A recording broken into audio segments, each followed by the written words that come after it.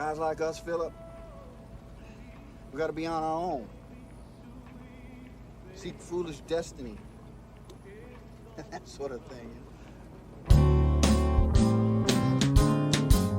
We're talking Costner, tin cup to Silverado, talking Costner, Bodyguard and Fandango, Robin Hood. We're here. Making the rich Just the two of us this time. Just the two of us. You know, it's been a bit since we've had just a little bit of an intimate time. And in fact, It's really just the two of us. There's not even anyone in our studio apartment audiences here with us. Yeah, our partners have both left us for the weekends. And yeah, the pets are around. But it's really just, it's been a while. I'm glad. We need some us time, Cam. We need some, that's what I was thinking. us time.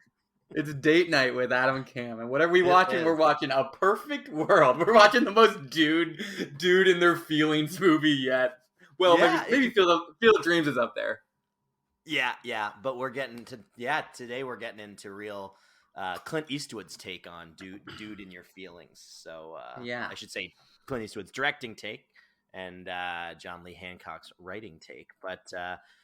We're A Perfect Worlding it. I'm excited to talk about this because I was able to do something that, other than maybe our first ever episode where we did a bunch of movies, a lot of whom I had never heard of, but knew nothing about. But this is kind of the first full review of a movie that I went in knowing like nothing. Yeah. I love going into movies where as little as possible, because it's just so interesting and how we form so many expectations based on even just movie trailers, which dominate our culture now, and even plot synopses, or even like I didn't even look hard enough at the cover, at the poster, to notice that Clint Eastwood was the director. So it's fun to go in a movie and just be completely blank slate. The only thing I knew was when we were talking about this like last month. At one point, I feel like you said, "Yeah, it's a kids movie," and I was like, "Oh, okay." No, it's a movie with a kid, but it's not a kids movie. So we'll get into it, as I love to say. But I went into this movie in the first like 10 minutes being like, "Okay, it's a kids movie, interesting," and there's a fun little jailbreak, and then it just gets really real. So that was that was a great way to go. Completely subverted expectations. No, you misheard me. I said The War is a kids movie, which is coming up in 2 movies. He did it with Elijah Wood. Right. Okay. Right. Well, there we go. Well, yeah. Well, so A Perfect World, first thing up, not a kids movie. Not a kids movie. Features a kid, not a kids movie. Although this movie has a lot of the energy of like a movie that would be on VHS at your grandparents' house. You remember those movies that like your grandparents just had, and so you just like put it on anytime because it was like, I feel like this is a grandparent movie circa 1993.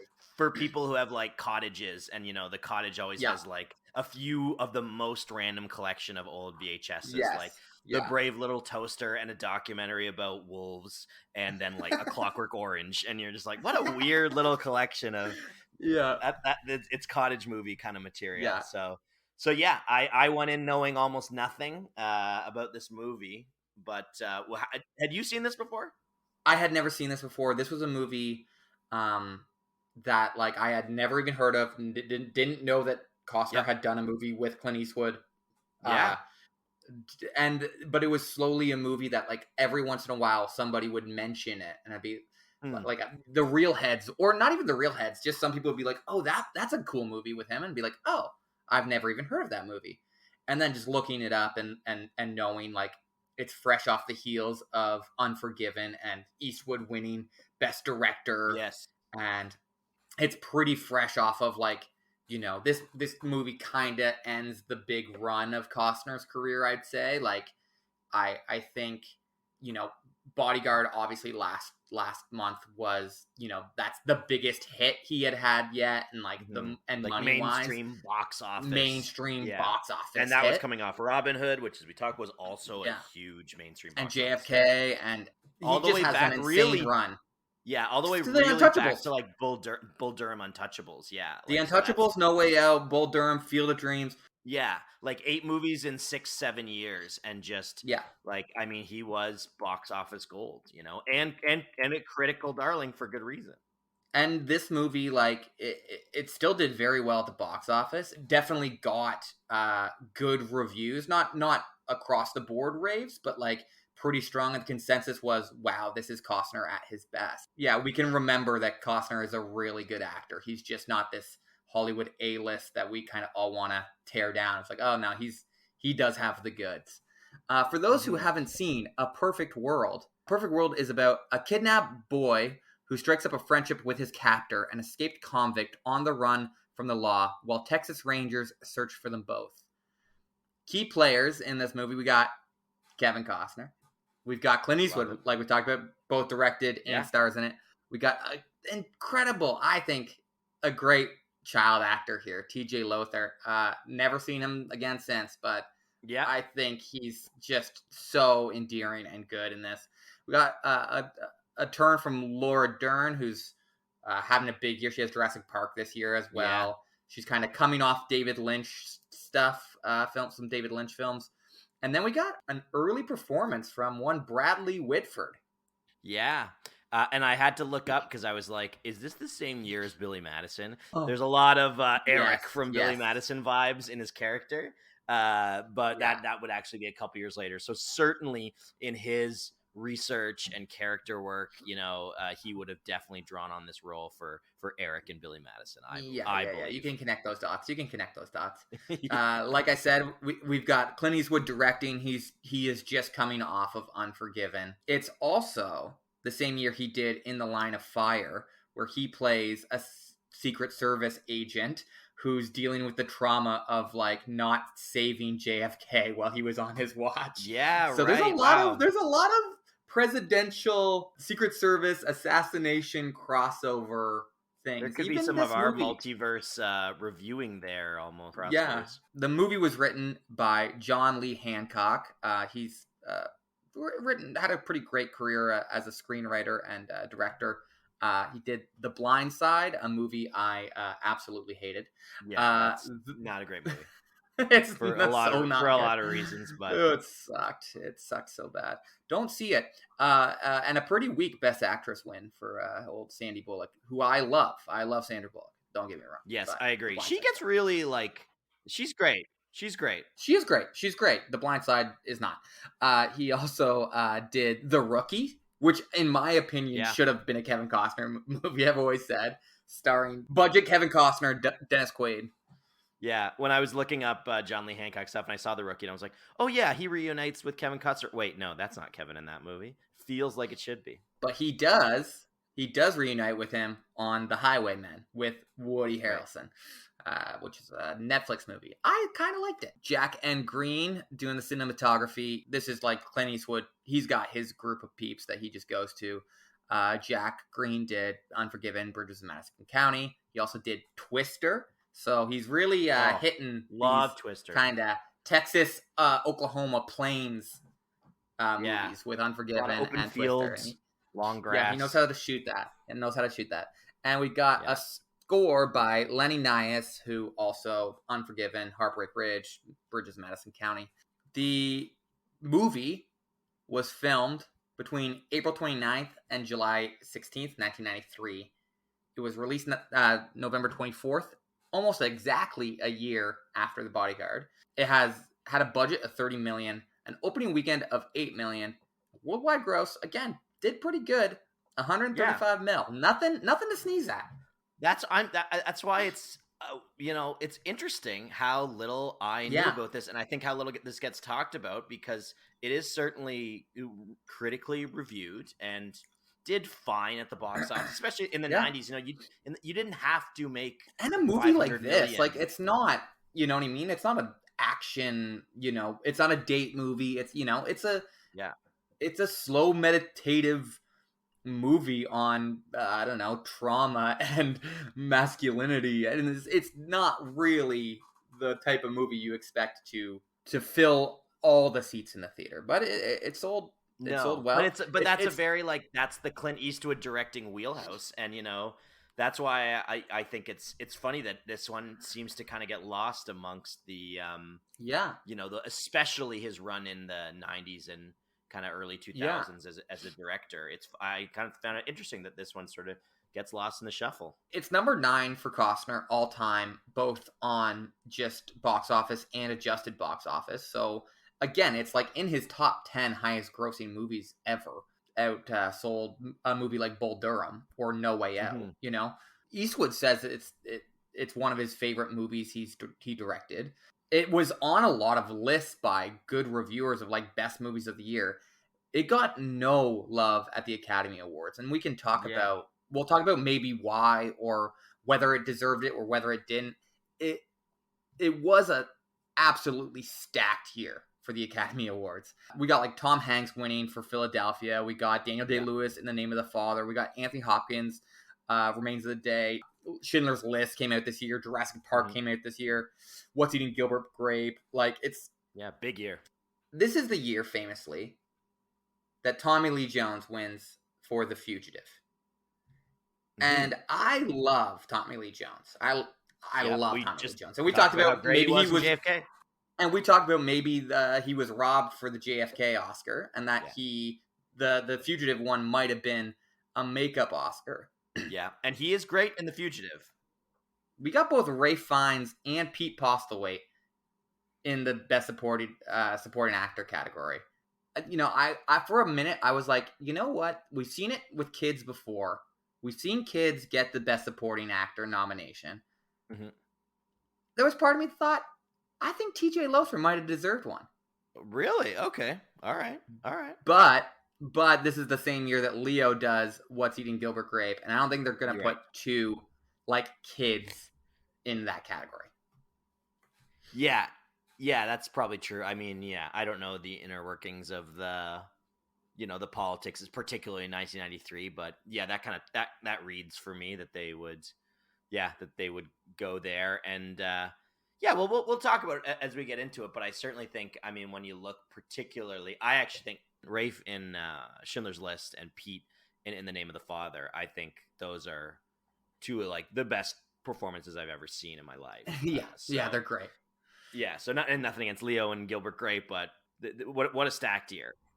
Yeah, and I only bring up The Fugitive because there are some parallels. Like this was a year of just like manhunt movies with, In the Line of Fire, The Fugitive, and this movie, which is a manhunt movie. This one is obviously the most different from those two.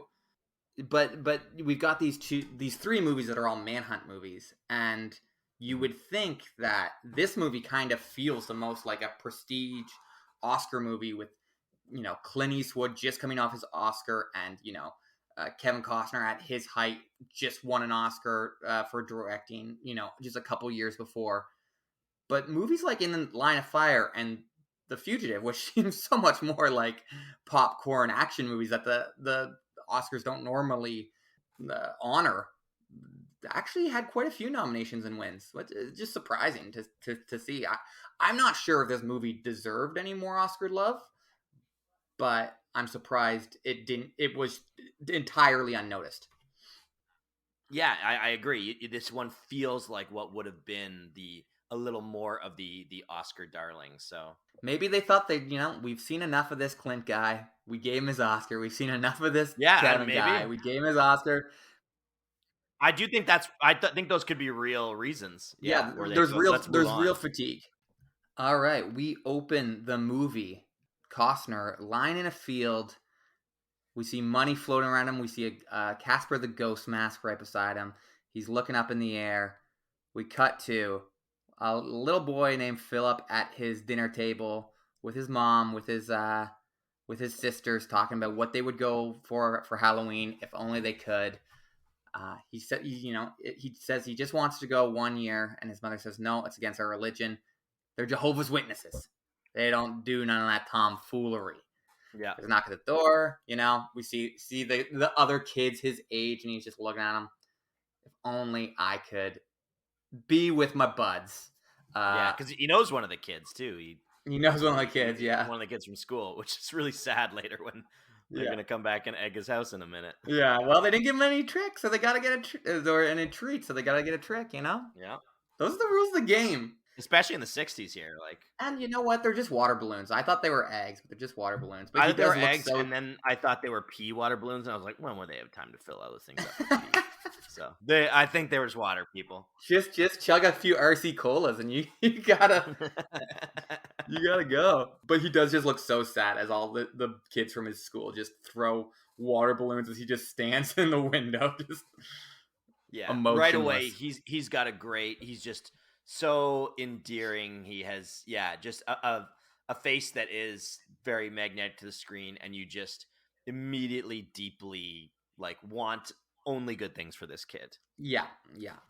He seems like a real nice tyke, you know. Next, we see Kevin Costner as Butch Haynes and a fellow inmate named Terry James Pugh, and they're breaking out of prison, and they go through the I don't know, the smokestack or some shit, and through the vents. The vents. I don't know. They do some prison break. Kevin's saying to the other guy, not the most timely time to do this. Be like, hey, buddy, I don't like you. You're not free yet, Kevin. You maybe wait. But he says, hey, I don't like you. As soon as we're out of here, we're splitting ways. They kind of kidnap a prison guard who kind of sneaks him out in their car, out of the prison in his car. They're driving around to try and find a new car to switch out. Old Terry, who we can tell is kind of the idiot of the two, kind of an impulsive, he's a crook because he never had, the fortitude to not be a crook, he's not a career criminal. He's an impulsive guy.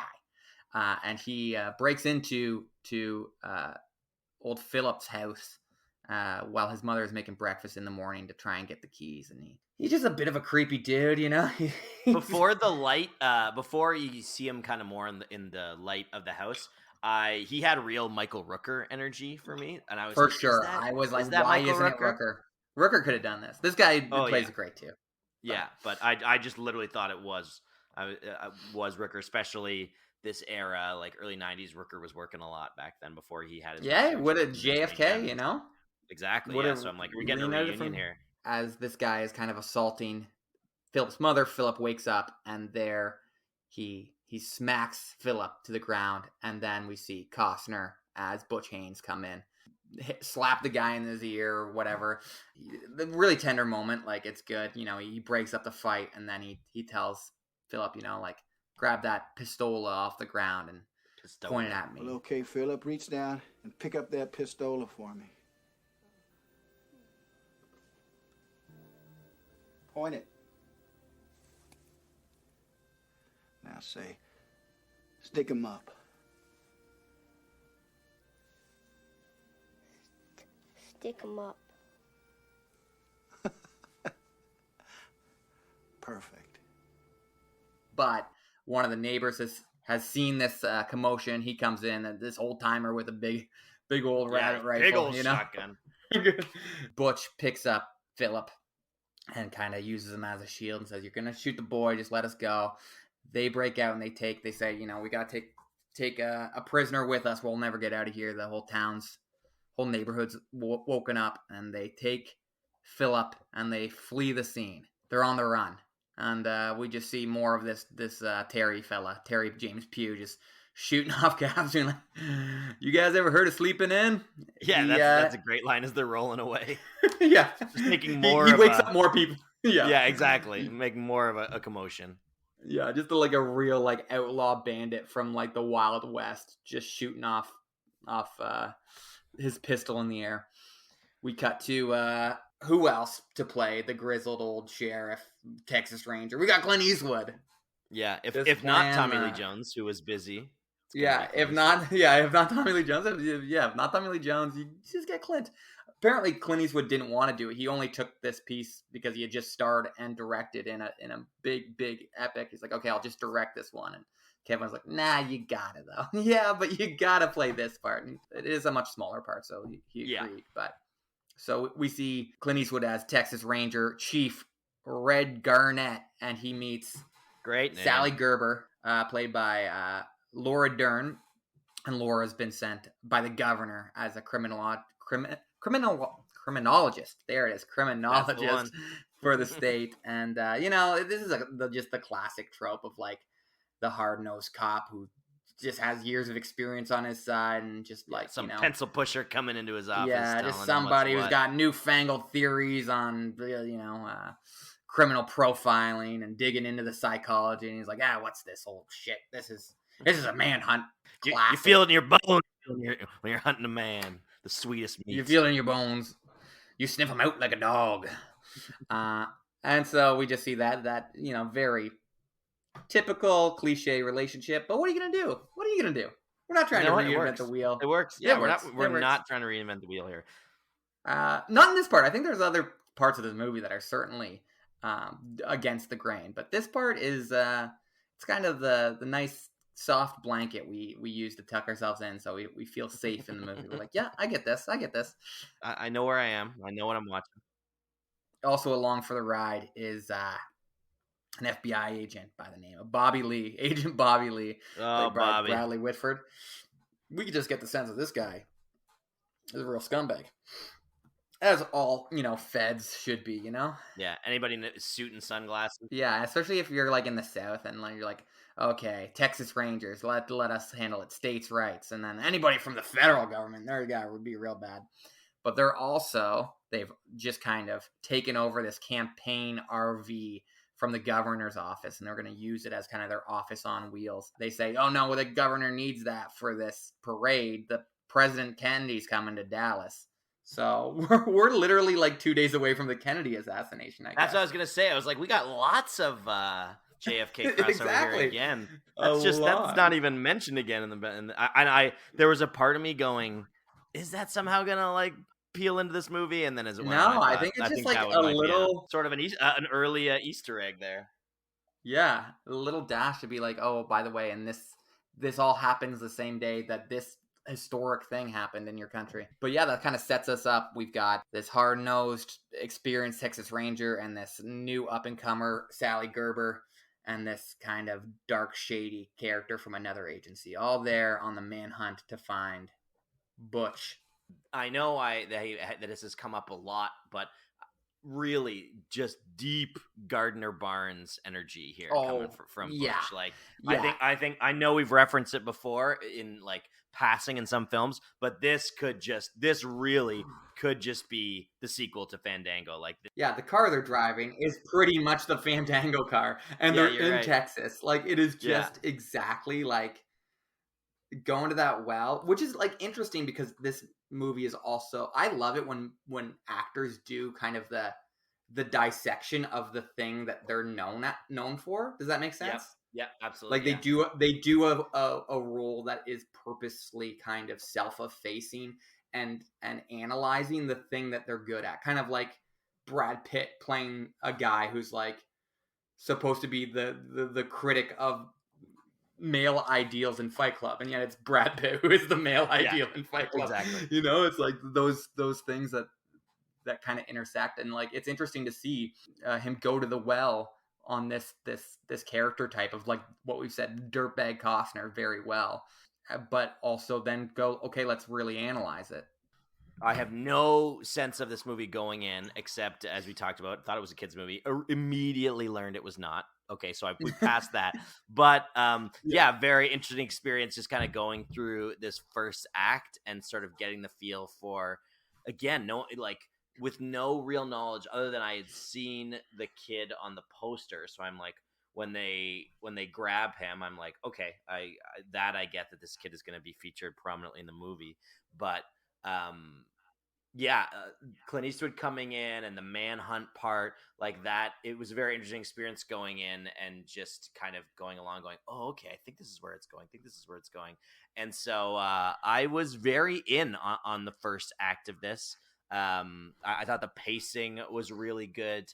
And as I talked about, I don't know which one, maybe a couple films ago, but we see dirtbag Costner, but we're really going to see in this movie, like, Philip asks him multiple times, like, "You're a good guy, right?" No, I'm not. He's not a good guy. This is not hero Costner, who we have seen now for a number of films. And this is not even just kind of dirtbag like Fandango, like Bull Durham, like a guy who's rough around the edges and goes his own way and does what he wants. But he's not a good guy. That first moment he's got with the with Philip and grab that pistol and now point it at me and say stick him up.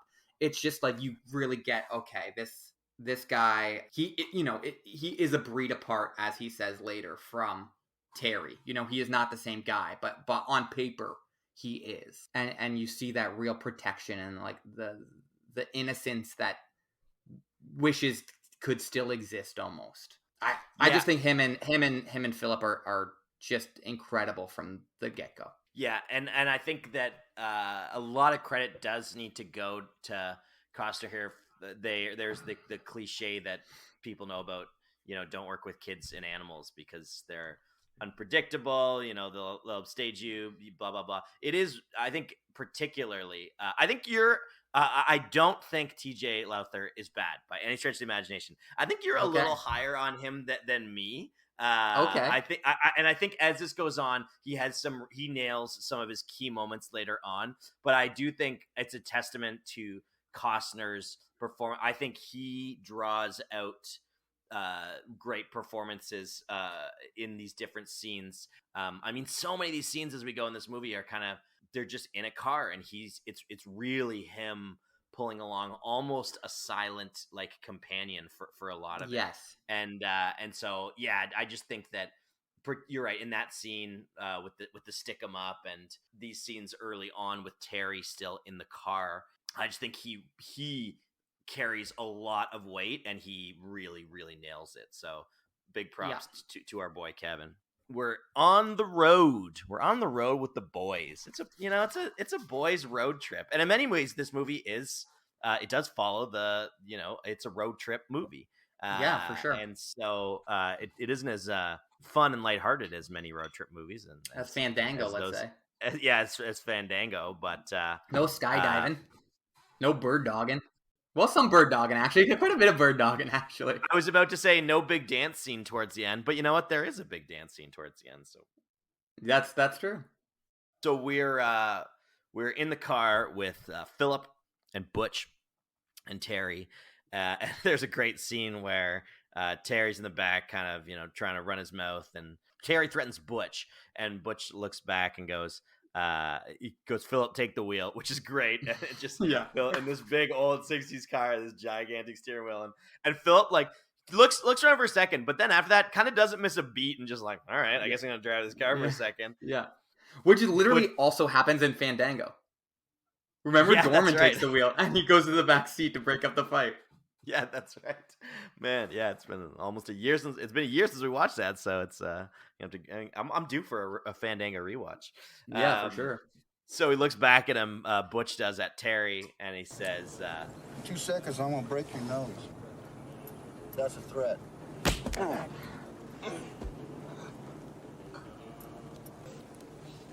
And that's a fact.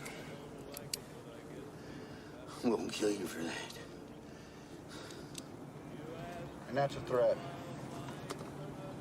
You can understand the difference? Like, and that's a threat, not a fact.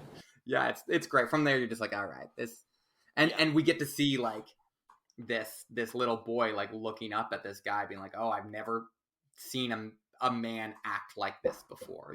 Probably the only men. It's clear that Philip lives in a house raised by a single mother with sisters. Mm-hmm. Doesn't have a lot of male role models, so just looking up at him, but then also going like, oh, this thing that I'm like enamored by is also just a violent thing. Yeah, and I think that's a great Clint Eastwood's directing there, that the violence in this movie is not it's obviously neither goofy nor is it just kind of skipped over or kind of blown through. And I think about a movie like I remember reading about it's Cronenberg who does A History of Violence, right? and he talks about how he plays with the notion of violence in that movie, where there's these moments where in that film it's Viggo Mortensen, and there's these impressive like action sequences, fight sequences, but then the results of, and you have this moment of being kind of like impressed, but then you sit actually afterwards with these horrific moments of violence. That one is a little more graphic, but again, you do just see it's a great line and it's funny, and you don't like Terry, so you're like, punch that guy and break that guy's nose. We're seeing all this happening through Philip's eyes of, here's the first ever kind of male role model that we can see right from the start. He's taken an interest in at this point, if not a shine to, but then he's also realizing like, here's a child witnessing brutal violence right in front of him while being terrorized, while he's being kidnapped. So all this stuff, there's layers of this stuff going on, and yet also Clint Eastwood is just a very smooth director, where we can still walk away from that scene, catch those layers, and keep moving on. Yeah. And there's even a quick look from Butch over at Philip, realizing, oh, this boy's looking up to me, and like, I was just assaulted a man, like, because clearly Butch has in his character this kind of Holden Caulfield wanting to protect the innocence of children, and in his backstory, which we'll get to later, he's like, oh, maybe I need to be a bit better behaved for this boy who's looking up to me. So they end up pulling up to a store to stock up on some supplies, and Butch gives Philip the gun that he's grabbed during the scene earlier, and he tells him to point it at Terry. So again, just putting Philip, for all he knows, in the position of potentially like murdering a man at point blank. Right, and so Terry, he ends up getting the gun off Philip. So when they cut back, it looks like he's molesting him, but it's kind of a quick cut scene, and I actually couldn't tell like what was going on in that scene. It feels like something that was meant and shot to be that, and they decided maybe that's a bit too much, and let's pull it back. They kind of pulled it back, because he also like because Philip's still in his underwear because he was kidnapped at breakfast time as he's just waking up, so he's just in his skivvies, as Butch always calls him, and the way he Terry distracts Philip to get the gun from him is to kind of talk about it, his little puny pecker he must have in his underwear, and he reaches for it, and that kind of scares Philip. Right, exactly. And so at first I was like, okay, so he's just doing that distract, but then when they cut back, there's a scene where he's sort of like he's got him in his arms in a very disturbing way, and so it looks like, and I think it makes sense also, like in terms of story structure, like they want to show Terry is someone that we have no sympathy for. Like we want this guy gone. So Terry ends up getting the gun, and it looks like begins molesting him, and Philip runs out, kind of bites him, runs into the cornfield, is able to grab the gun too at that point. Is able to grab the gun back, and so runs into the cornfield and is kind of crawling on his hands and knees, so he drops, and so Terry's looking for him. There's kind of a great cut where you think Terry's about to find him, and he looks, and it's Butch who's kind of come out and realized something's gone on. Then Butch ends up finding Terry, and we see that this happens off screen, but we hear a gunshot, and then Butch walks away, and so obviously you're left to assume what happens. But I don't know, because this took place off screen, there's a part of me until a couple scenes later where it's confirmed that Terry is dead, where I thought somehow he didn't do it, and is Terry going to catch up with him? So it was kind of an interesting choice. I mean, I know they're not going to show, I get why they wouldn't necessarily show Butch shooting him on camera, but it was filmed in such a way where it's one of those moments where it leaves you wondering exactly what happened, but then it does just get followed up like a scene later that, oh yeah, he shot him in the head. Go back to the cops in their fun trailer road trip. Everybody's on a road trip here, so they're in the mobile home command center, which I thought was just a great thing, especially having sort of the bumpkin cop and then the governor's like aide, who's like, they're both driving in the pickup truck together. So Sally confronts Red about why he won't take her seriously, basically kind of asserts his position here that he's in charge, and at the end of the day, the governor might lose a few votes, but it's him who's going to live with the results if the manhunt goes wrong. So he's a guy. He's a cop who trusts his own instincts, and but he's also we see kind of the separation here from someone like Bradley Whitford's character, where he seems kind of like that Clint Eastwood grizzled trope of like tough but fair. He'll take he'll listen, but at the end of the day, he's gonna make his own decisions. And so good. I really like the scenes here with Laura Dern and Clint Eastwood. It made me want to see them have kind of a full movie together. Their chemistry is really great, and they're two excellent actors. If there's a like flaw of the movie, it's just that like these cops don't do anything worthwhile this entire movie almost. Yeah, I agree. All the scenes are basically just to give us psychological backstory on Butch Haynes so that we don't have to so we know how to notice the symbols in the car with Philip. We never have to hear any of that explained. I'm not going to really criticize the screenwriting, but it's a screenwriting trick to just have the kind of criminologist person who's got the profile on Butch Haynes and what kind of guy he is to give the backstory. Yeah, and it's very different than the dynamic of something like Joe Pantoliano and Tommy Lee Jones in The Fugitive, where it is this cat and mouse and they're getting back. It's really not that, other than a scene in the next act where they do come close to each other.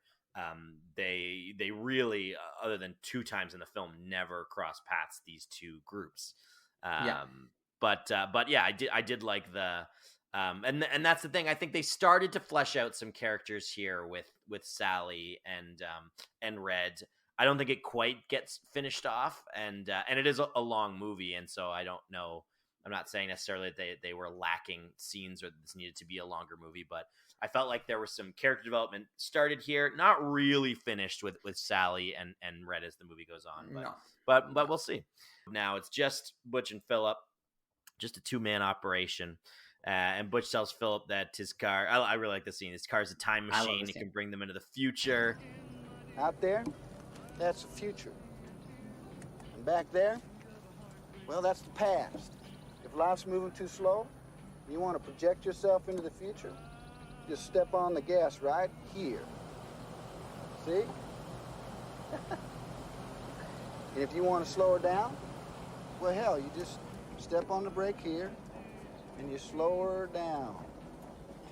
And he comes to a stop, and he says, "Right here, we're in the present." And I thought that was a good scene. I think really it's great. Good writing. I think it's great. Like Costner's performance, like delivering those lines, which I think a lesser actor would have a hard time not making those lines just seem really clunky and contrived. But Costner just has this ease, this kind of Gardner Barnes, like he's a smooth talker, and it just works. I mean, I think if there's anything that I'd like take away from like why is Costner so good with kids, I think the main reason is like he never talks down to them ever. Like it's always like him shooting the shit with another equal, and he does that a lot with Philip. Like he's got lines like, "You and me, we're a lot alike, Philip. We're both handsome devils. We both like RC Cola." He never talks down to the kid, and the kid. Yeah. But what I really like about TJ Lothar is that he does just give so much focus over to this guy. Like he's just very good at just being like clearly in wonder. And I think the kid that's true. I think the kid is clearly in wonder of Kevin Costner. Like with a lot of kid actors, you kind of want to erase any of the acting and just have can the kid exist well. And I think the kid exists very well of just being in the presence of this guy who is impressive in film in particular. And I mean, this goes for everyone across the board, but in particular with children who haven't had the time to hone a craft. What directors are really looking for is can this kid be present? And you see that in movies where children are really trying too hard, and it doesn't read. And that's a good point, that just his rapt attention on Butch / TJ's rapt attention on Costner, it does really make these scenes work. And although I think that then some of the times where we get more more dialogue scenes. They don't hit the exact notes that I've seen in, and again, TJ Lothar does a fine job, but in some of the great child performances that I've seen, maybe it doesn't hit those notes, but these scenes really, really work, and that's a testament to both actors in it. So for sure. So the two end up stopping by a farm to steal a new car. They got to switch cars a lot in this movie. They got to get some new clothes as well. And again, at this point, Philip still he's kidnapped, like in just a shirt and his underwear. So this kid's been on the run for, I think a day at this point. They haven't slept yet at this point. No, yeah, it's all over one day. I'm pretty sure they sleep once. They only sleep once. Okay, all right. They drive to this farm, and Costner's on the property, and then ends up seeing the farmer on his tractor, and just kind of waves to him, and the farmer waves back like, I don't know, somebody's here to see me or my family or something like that. And then Costner's looking at him. Butch just starts taking the clothes off the. Then you see the farmer kind of clock, being like, "What's going on?" And then gets off his tractor to go. Realize this guy's robbing me. Honestly, I grew up in the country, and if like somebody just wandered on the property and waved at my dad would wave back like 100%. Be like, "Oh, hey." They'd walk over and see who it was, but his first idea wouldn't be like, "I bet they want to steal my clothes off the line." I bet this is a guy who I bet this is a fugitive who just kidnapped a kid. Yeah, there's great stuff. There's great stuff just before that though, where he like gets him to like go see if there's keys in that car and go see if there's a radio, and he's like, "Well, I don't." He's like, "You're my new navigator, aren't you? You're the new navigator of this time machine." And then he's like, gotta pee. He's like, "You're outside, Philip. Just go into nature." So this whole time, Philip's taken one heck of a leak. You know, as we find out, he drank 4 RC colas, so he really had. Damn, son, how many RCs did you have? 4. Just matter of fact. Farmer then realizes, kind of runs after him, and then sees Butch get into the car. Great moment where the car won't start, so it's just dragging the tension, stretching out like a rubber band, and then he peels out and tells Philip to get in the car, where he's taking this long piss. And there's a great moment where the farmer like grabs on as he's peeling away and is holding on to the side of the car as they're peeling away, and this is a good kind of plot script moment where Philip bites the farmer's hands to make him let go. So we're seeing the development of just sort of him being sort of this passive bystander into this is the first moment of him kind of being a part of the team, so to speak, of being being actively part of the being on the run. Yeah, but what's interesting is that like you're right, because he like bites the hand to for their escape, but he's also doing it because Butch is pulling out a gun. So he's also doing it so that Butch doesn't have to shoot this guy. He's clearly in on it, and he's been implicated. He does the scouting to find the keys and everything like that. So he's interested in it, but he still doesn't want to hurt anybody. Yes. So Butch starts asking Philip about his father. If he's around, if they ever, hang out, play grab ass in the yard. Which is like... I'm glad that's no longer a term that we use. Like, just grab ass with my little boy. Yeah, maybe not. Maybe don't do that. Philip says, he's not really around, but his mom says, he might come back when he's older. My mom says he'll come back probably when I'm 10 or so. Well, she's lying to you, pure and simple. All right? He ain't ever coming back. Just no bones about it. She's lying to you. He's not coming back. And this is when he's got the, like, you and me are a lot alike, Philip. We're both, both handsome devils, both like RC Cola, both got old men who aren't worth a damn. Philip in this, TJ Lothar, is just soaking up every word that Butch says. Then we got Red and Sally. They're visiting the farm that they've clearly just robbed, and they see in the trunk of the car that prison guard from the beginning of the movie. He's dead in that trunk. So yeah, which was kind of a surprise reveal. Like you assume they just kind of ditched him somewhere, and it's kind of interesting that they wait for this moment to be like there was a body in the back of this trunk that this kid was in.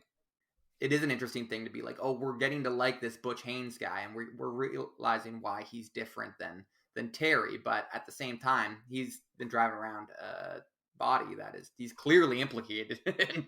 Yeah, exactly. And we don't know, and they leave it up we want to believe that was Terry. He was a little more aggressive, obviously, right at the start there, but we don't know.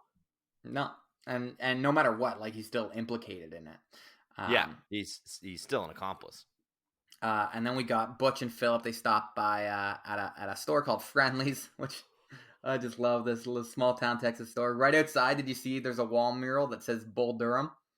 I didn't see that, but I did catch it when I was reading some of the notes on the movie, so I'll have to go back and actually see that. I didn't see those notes. I saw, I was just like, that says Bull Durham on it. That's super weird. But they go in this store called Friendly's because, again, Philip is still in his skivvies. He's just a little boy in the underwear. Costner kind of sends Philip off with a lady to go buy some new clothes, and there Philip finds a Casper the Ghost Halloween costume that's on sale because it's the day after Halloween. Asks if he can buy it. Butch is like, not just yet. They both give each other like little code names too, which I like. So now Philip's going as Buzz. He wants to go as Buzz. This is the first time we get Buzz. Yeah. Butch and Buzz. Butch and Buzz, and it's also like she asked him like, "What'd you go as this year?" He's like, "I went as a bandit." Like it's really good. And while they're in the store, they can hear on the radio, and the manager's listening about, this Butch Haynes who's on the run with a little boy pretending it to be his son. Let me tell you, this movie, people are always listening to the exact right radio station at the exact right time. And I know it's a statewide manhunt, and so they would be talking about it a lot. And it's an era too where like just the radio, that was like how you got media, was always on. And it's a bad writing move to have your protagonists get out of trouble thanks to good luck. It's never a bad move to have them get deeper into trouble due to bad luck. But there's just a lot of bad radio luck here. Yeah, there's a couple instances of bad radio luck, but he just like looks. He's so. This is also Costner, just so good, holding his energy, just staring the guy down, just takes his sunglasses off and be like, "I know what you're listening to." Yeah, it just gives him a quick a head shake. Don't even think about it. Yeah, don't even think about it. But at the same time, cops outside have found the stolen car. They've kind of got him surrounded. So Butch tells Philip to go wait in the car. Philip does not obey. Buzz he's buzzing out at this point, and as Costner goes to the car, and a police car pulls up behind him, so he backs into another car. These cop cars really just get pushed around way too easy. Like, you're also in a car. You can just, you can just do something. But these are some country bumpkin cops. These ones they do not do a great job. My favorite was like, "Get out of there!" Like, why? No, pin him in. Like, he's going for you. Get him. What's he gonna do? Just run into you? Great. Then he's stuck. He's stopped. But as he's kind of making his escape, he sees Philip, who's waiting, and Philip has underneath his shirt, he's tucked the Casper the Ghost costume. Yeah, it's sticking out like huge too. Yeah. This female store clerk, she's just, "Buzz, you little shit." He steals the costume. Like at this point, they're looking at a guy who's just like running roughshod over the police, and this child who's like 7 years old is with him, and she looks at him like he's the 25-year-old accomplice. That this kid right here, like, not at all that this kid might be just a victim here. Yeah, she gives him shit. But he kind of says, "Hey, Buzz, you coming?" And Buzz, does the double take. And it's like, "Yeah, I'm coming. I want this Halloween costume. You're my way out. You're my getaway driver." And he getaway for my Casper costume. Yeah. As they're driving, they've kind of staked out, hidden behind a barn, because they know the cops are after them. And Butch is telling Philip, "Come on, get changed. Like, you got to get out of them dirty skivvies." And then Philip reveals that he stole the ghost costume, and he's really embarrassed and think Butch is gonna be mad. He's like, "Hell no, like, don't get me wrong, stealing is wrong, but sometimes if you need something you can't pay for, you take a loan out on it." Yeah, take a loan. That's what I was gonna say. That's a great line. You gotta take a loan out, and he's like, what they call an exception to the rule. You can tell that Philip, he's like, "You can put that on instead, by all means." And Philip is still embarrassed to get changed in front of Butch. He's like, what are you worrying about? It's like, this is like, this is a weird scene. It is weird, but this is a weird I scene. liked it. Okay, I thought it was endearing. I don't know. I don't know. They pull it off in an endearing way. They pull it off. He's still thinking about Terry, basically, humiliating and tormenting him in the car earlier, and so and because let's be real too. It's only a couple hours. It's only a couple hours difference. You know what I mean? Yeah. Like a lot has happened to old Philip this day. Yeah. So he's worried. He says, I have a puny pecker, and then he's like, it's puny. Well, it's puny. He's like, well, let me see it. Which I'm gonna just say that part is weird that rather than just giving him a pep talk, but they play it as a way where he takes a look and he's trying to encourage him and just say, you don't let anyone put you down. You're fine. Just a weird moment there. He's like, it's puny. Who told you that? I just love, that's where I would have been fine with it ending, but who told you that? The guy you murdered, you shot in the head 20 minutes ago. But also like, hell no, Philip. Good size for a boy your age. And that's a great line. Great little encouragement to him. It's good. There's some weirdness to it. That's like the second man in a day who's a criminal who's asked to see his puny wiener. But, when Kevin does it, it's not so bad. Yeah, they play it off as a moment of still trying to develop this fatherly big brother male role model. Yeah. So and again, it's a part of probably too his masculinity, like Philip's sense of what it is to be a man, and he's never been able to have this conversation before with another man, and another man who will shoot him straight, that he can trust. So I think it does work, but mechanically, it raises an eyebrow in the first. You're like, I hope this goes the right place, and it does. Yes, it yeah. Hell no, that's a good size for a boy your age. Good size for a boy your age. That's a great line. Yeah.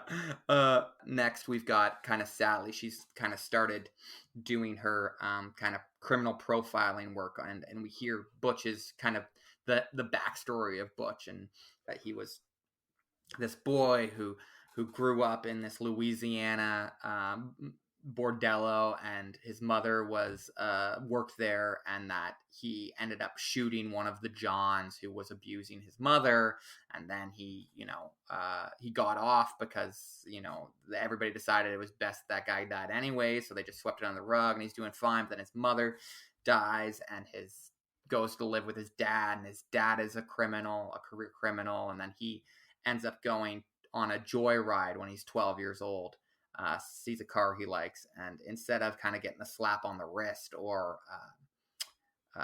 even just probation, they send him up to juvie for the rest of his childhood. Yeah, for 4 years. For 4 years. Then that's where he kind of learned to become this career criminal. So again, these scenes are basically just working as plot backstory exposition. Yeah, and then they kind of do it in an interesting way where Sally does it in first person, where she tells the story, and then it's kind of an interesting take on finding a creative way to do that exposition, where then Red and the other cops there are sort of then start asking questions of her as she's playing Butch. They do a good job. I agree with the earlier thing of I would have really liked for this crew to have more to do in the movie than sort of serve this purpose, but at least in these exposition scenes they find creative ways to do it, and they have very talented actors doing it. So when Laura Dern's doing this and she's in a scene opposite Clint Eastwood, it doesn't feel too heavy like this is just an exposition scene, because they're still charismatic, magnetic performers. And even though it is just clear exposition, it is also for the purpose of her trying to figure out where he would be going. And, and she's kind of proving herself. And she's kind of proving herself what she said earlier, which is that she has a right to be here and has is this the line where she says the two smartest people, or was that an earlier scene? That was in the earlier scene, but that's a great scene earlier. Where she says, I'm here because I'm one of the two smartest people on this case, and you kind of immediately are like, okay, so she's kind of giving Red, Clint Eastwood's character, a compliment, but he sees more than that, and he goes, "You said you were one of the two smartest people. Who's the other one?" And she goes, "Haynes. We tested him in prison." And so so this is kind of then also her proving not only does she have a right to be here, they're lucky to have her because she's gonna offer they're on a manhunt, but she knows, she's the Clarice Starling here. She's the one who knows what she's talking about, the psychological profile, and knows Haynes specifically. So the two fugitives, Haynes and Philip, are driving, and because they're driving backwards now since they tried to like outsmart the cops chasing them, and they drive past the mobile office of Red and Mission Control, Sally, and Mission Control, and he's like, they do the trucker honk. He's like, do this, and maybe they'll honk back, and they do. And Philip's in his Casper costume, and then Sally looks out at this car that's honking at them and sees like a little ghost, Casper the ghost, waving. He's like, well, what costume did you say that the little boy stole? I'm like, yep, that was them. That we just passed the ghost. And again, like bad luck. This is another of like, wow, they passed them on the road, but they're highways in the state line. And again, the bad luck, and this leads to a great kind of chase scene here with some questionable physics from a trailer. But I'll let you get into that. Yes.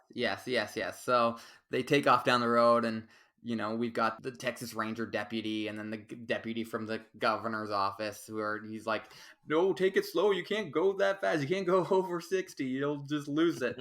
The trailer unhitches from the truck and then, speeds up past the truck. So that's the questionable physics. That it didn't just stop almost immediately, but actually speeds up past and just goes for a good kilometer. It feels like a very long time. And then eventually they both crash, and Philip and Butch get away. The Rangers mobile office is a little bit more grounded than it was before. It's a fun little scene, but it's a little silly. I like the scene. It was, especially in this movie where it's a lot of dialogue and sort of these more slowly paced scenes between characters, is sitting in rooms either having conversations or these tense kind of standoff moments. I thought it was a good kind of pace jump to have a bit of a chase scene, and again, I wanted I don't need this to be cat and mouse like The Fugitive, but I think it was necessary that these groups at least cross paths at some point, rather than just at the very end, for sure. And then we've got a little scene that we've heard that a lot of this, they're up in the panhandle of Texas, and a lot of these roads up there are unfinished, and they kind of come to the end of the road, and Philip's kind of asking where they're headed, and Butch shows Philip a postcard from Alaska. It says, that's where we're headed. And he's like, so, do you want to drive or do you want to walk on foot? And he's like, well, how far is it to walk? He's like, oh, just about 2,000 miles. And again, Philip just has a great, like, silent, just like look in his face.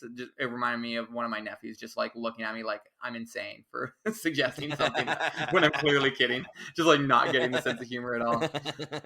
And he's like, okay, well, I guess we'll have to do a supply run. They walk to a nearby townhouse where he's like, you'll get to go trick-or-treating, and go up to the door and say trick or treat.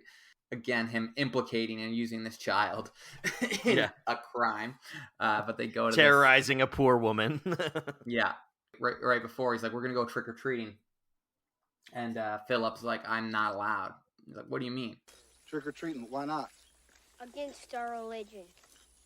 It's against your, what kind of foolishness is that? Jehovah's Witness. Now, Philip, I'm asking you. I ain't asking your mother, I ain't asking Jehovah.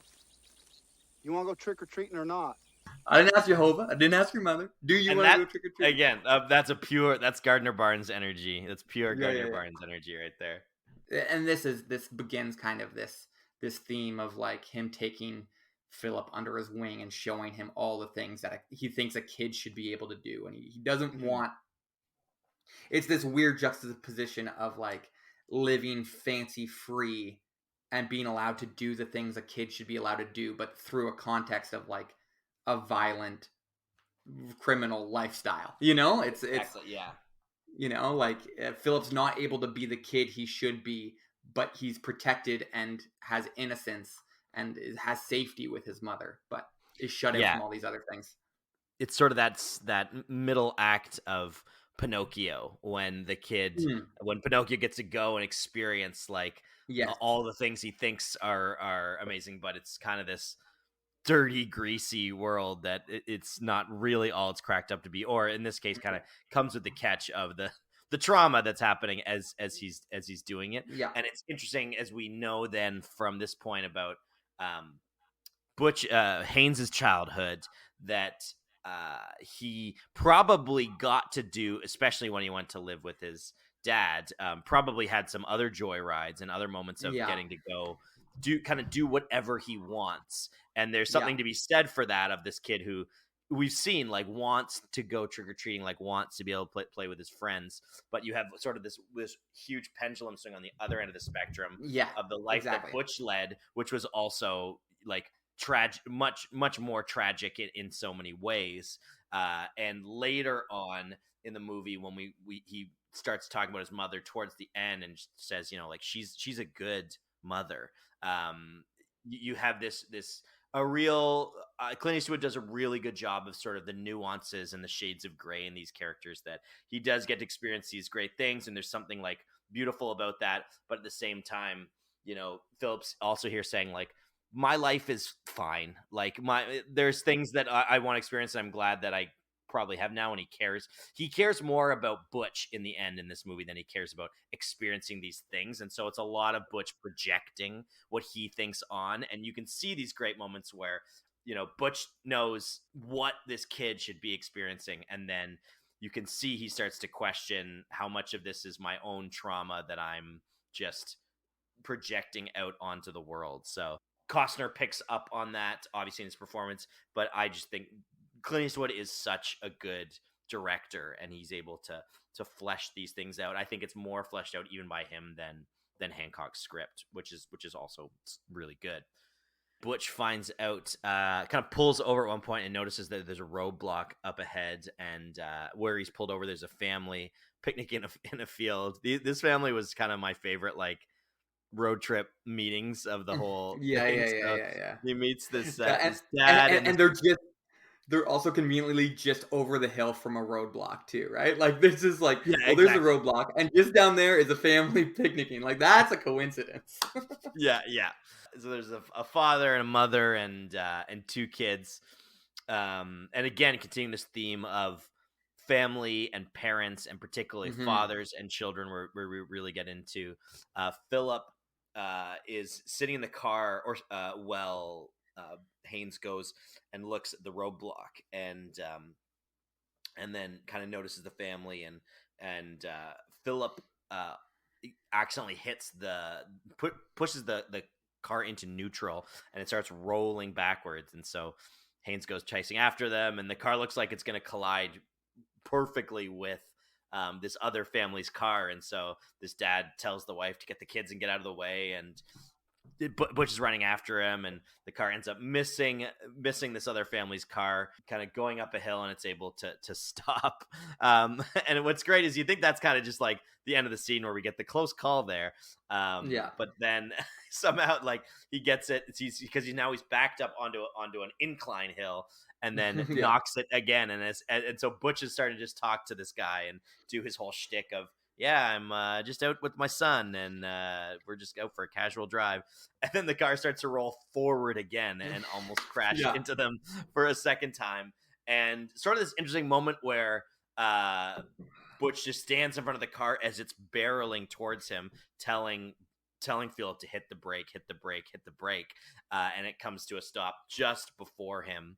And then he turns to the family and goes, well, since our brakes are shot, we could use a ride. So just a very interesting scene here. And we get this family and this super nice guy dad, Bob, and they end up going through by kind of being in the back of the station wagon. They get through the roadblock. And Butch then kind of notices the mother sort of manhandling her children to scold them, and you can see kind of on Butch's face, his expression really changes.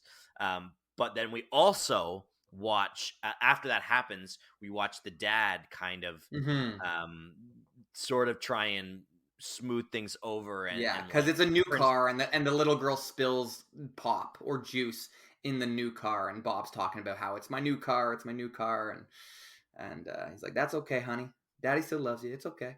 Yeah. So just a kind of a beautiful scene where, especially now that we know this backstory, where it's interesting that the movie actually structures it where later we're gonna see a father who hits his son, but we actually start with the kind of this vision of who you can see Butch going, man, I wish my upbringing was like that. Like I wish my dad had been like that.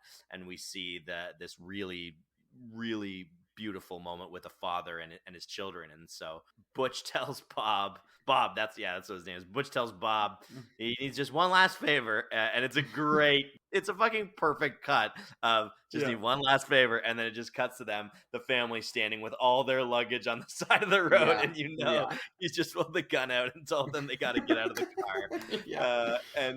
And again, also still, here's children that are again sort of being held at gunpoint, but just a great wide comedies in the wide shot, and there's a great wide shot for sure. And then standing there with all their luggage, and then and then Bob. I don't want to tip my hand, but Bob's up for MVP in this movie for me. Yeah, he is good. Bob tells him, okay, so it's a new car, so just try not to take it over 45 for the first 500 kilometers. Like he's giving him tips on the. It reminds me of in Simpsons when Homer gets Snake's car in the auction. It needs premium, dude. Premium. And then peels off right away. Yeah, exactly. Take it under 45, and then he just proceeds to peel off, leaving the family stranded on the side of the road. And there's a great thing too where Philip is like kind of laughing, and you see Philip kind of like, oh, is this the joke of it? He's like, oh, they look silly back there. They look so silly. And then Butch kind of nips it in the bud, like, no, that's a real family man. That's like the best thing a guy can be. Because if he didn't think about the safety of his kids right there, I would have had to shoot him. And then where would we be? And that's the reality again. For Philip to go, oh, there's some real circumstances here. We're doing some real shit here. We just stole a car. Yeah. So we continue on, and Butch and Philip, it's nighttime, and they stop for dinner at just an all-time great movie restaurant name. Yeah. Dottie's Squat and Gobble. if at the end of this we have some power rankings on best restaurant names or like brand names in the Costner-verse, Dottie's Squat and Gobble, it's going to be high up there for me. I want to eat at Dottie's Squat and Gobble. If I were taking a tour of Texas, I'd want to find Dottie's Squat and Gobble for sure. I hope it's still there. If there was, because we know there's the ultimate Fandango where people go and visit all the spots of Fandango now, because it's a cult classic film. If A Perfect World had that, sign me up. I want to go to Dottie's Squat and Gobble. Well, we'll talk to Pietro, who is our friend, our guest from last month. If anybody can make it happen, it's Pietro, it's you. So I hope that there's a Dottie's Squat and Gobble pilgrimage that will be there in the future for people. And inside Dottie's Squat and Gobble is not Dottie, but a first of two turns from Linda Hart, who plays the waitress and would later play Costner's ex in Tin Cup. Great performance there, and so she plays this waitress who's got eyes for Butch, and in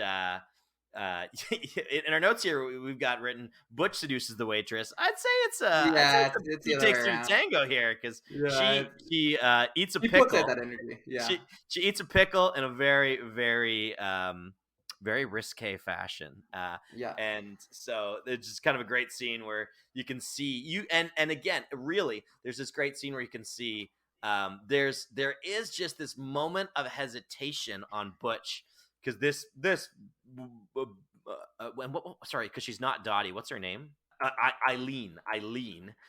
She's basically, saying, let's do this. Dottie Squat and Gobble is open for business. Dottie died. Her son owns it, and he ain't never here. He ain't never here. Yeah, exactly. Never here. There's just this moment of hesitation you can see on Butch where he's realizing, like, okay, Philip's right there, but also he's a guy who's just broken out of prison. I need to do the deed. So first he kind of goes over to the bar and is telling him to, you can eat some of my food over there too. And Philip, being the sweetheart, like, I'm not gonna eat your food. And then, okay, just go toss some rocks outside right now. Well, he's got the awkward thing too, because he's like, no thanks. She's like, oh, he's got such good manners. He's like, yeah, I've been trying to raise him right since his mom died. I was like, my mom's not dead. She's like, well, is she dead or isn't she? He's like, his real mother, but me and my wife adopted, and then my wife died. So, it's his stepmother. She's dead. She's dead. She's super dead. Yeah, great scene. Philip goes to throw rocks outside, and then ends up being curious and going back to the window and sees Eileen and Butch starting, not getting there, but starting to fool around, and they notice him noticing them. We see this moment where he kind of realizes that this is not something a child should be seeing, and I feel in the scene you can sense Butch feeling bad that he's had this moment where he's chosen to kind of slough Philip off to the side, and so he stops and he goes out and he goes, get in the car, and as they drive off, Philip asks, are you mad at me? And he says, no, I'm not mad at you. And so just again, really good. This is, in a lot of ways, Clint Eastwood doing another Western. This is it is like Shane, where we're having the kind of the outlaw bandit. And I agree, he's not an anti-hero, but we have this relationship of the outlaw bandit and the kid who's kind of along for the ride. And enamored with him, and who's is this what masculinity is? Is this what being a man is? And seeing something that, like, he really doesn't understand of, like, anything sexual. He's like, you kissed her backside, huh? And he's like, I it's probably hard to explain. I don't expect you to understand. And then he's like, do you love her? And he's like, who? Do you love her? Who? The lady who cooked the hamburgers. Yeah, Philip. Yeah, I love her. Kissed her butt, didn't I? All-time great line. Kissed her butt. Kissed her butt, didn't I? Good. So good.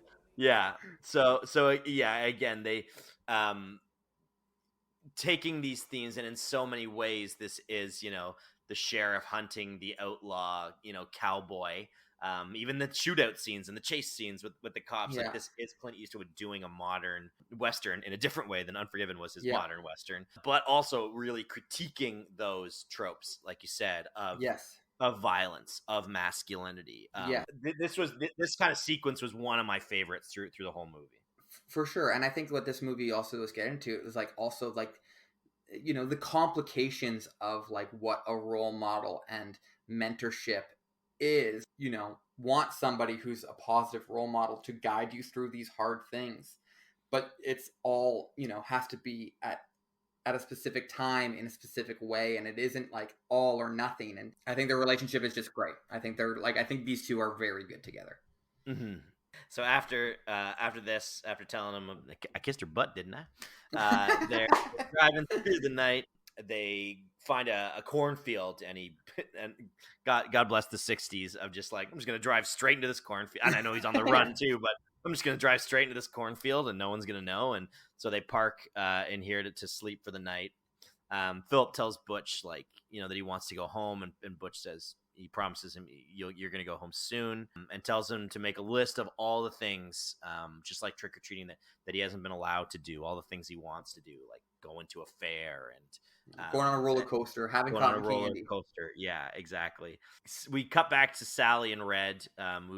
She tells him that she's read the file on Butch and knows that Red was the one who swayed the judge to put Haynes into juvie instead of probation. Red gets events here and says, if he let the boy live with his father, he would have become just like him. I bought that judge a T-bone, and I told him to send the boy up. I told him it was the right thing to do. Judge went with me right down the line.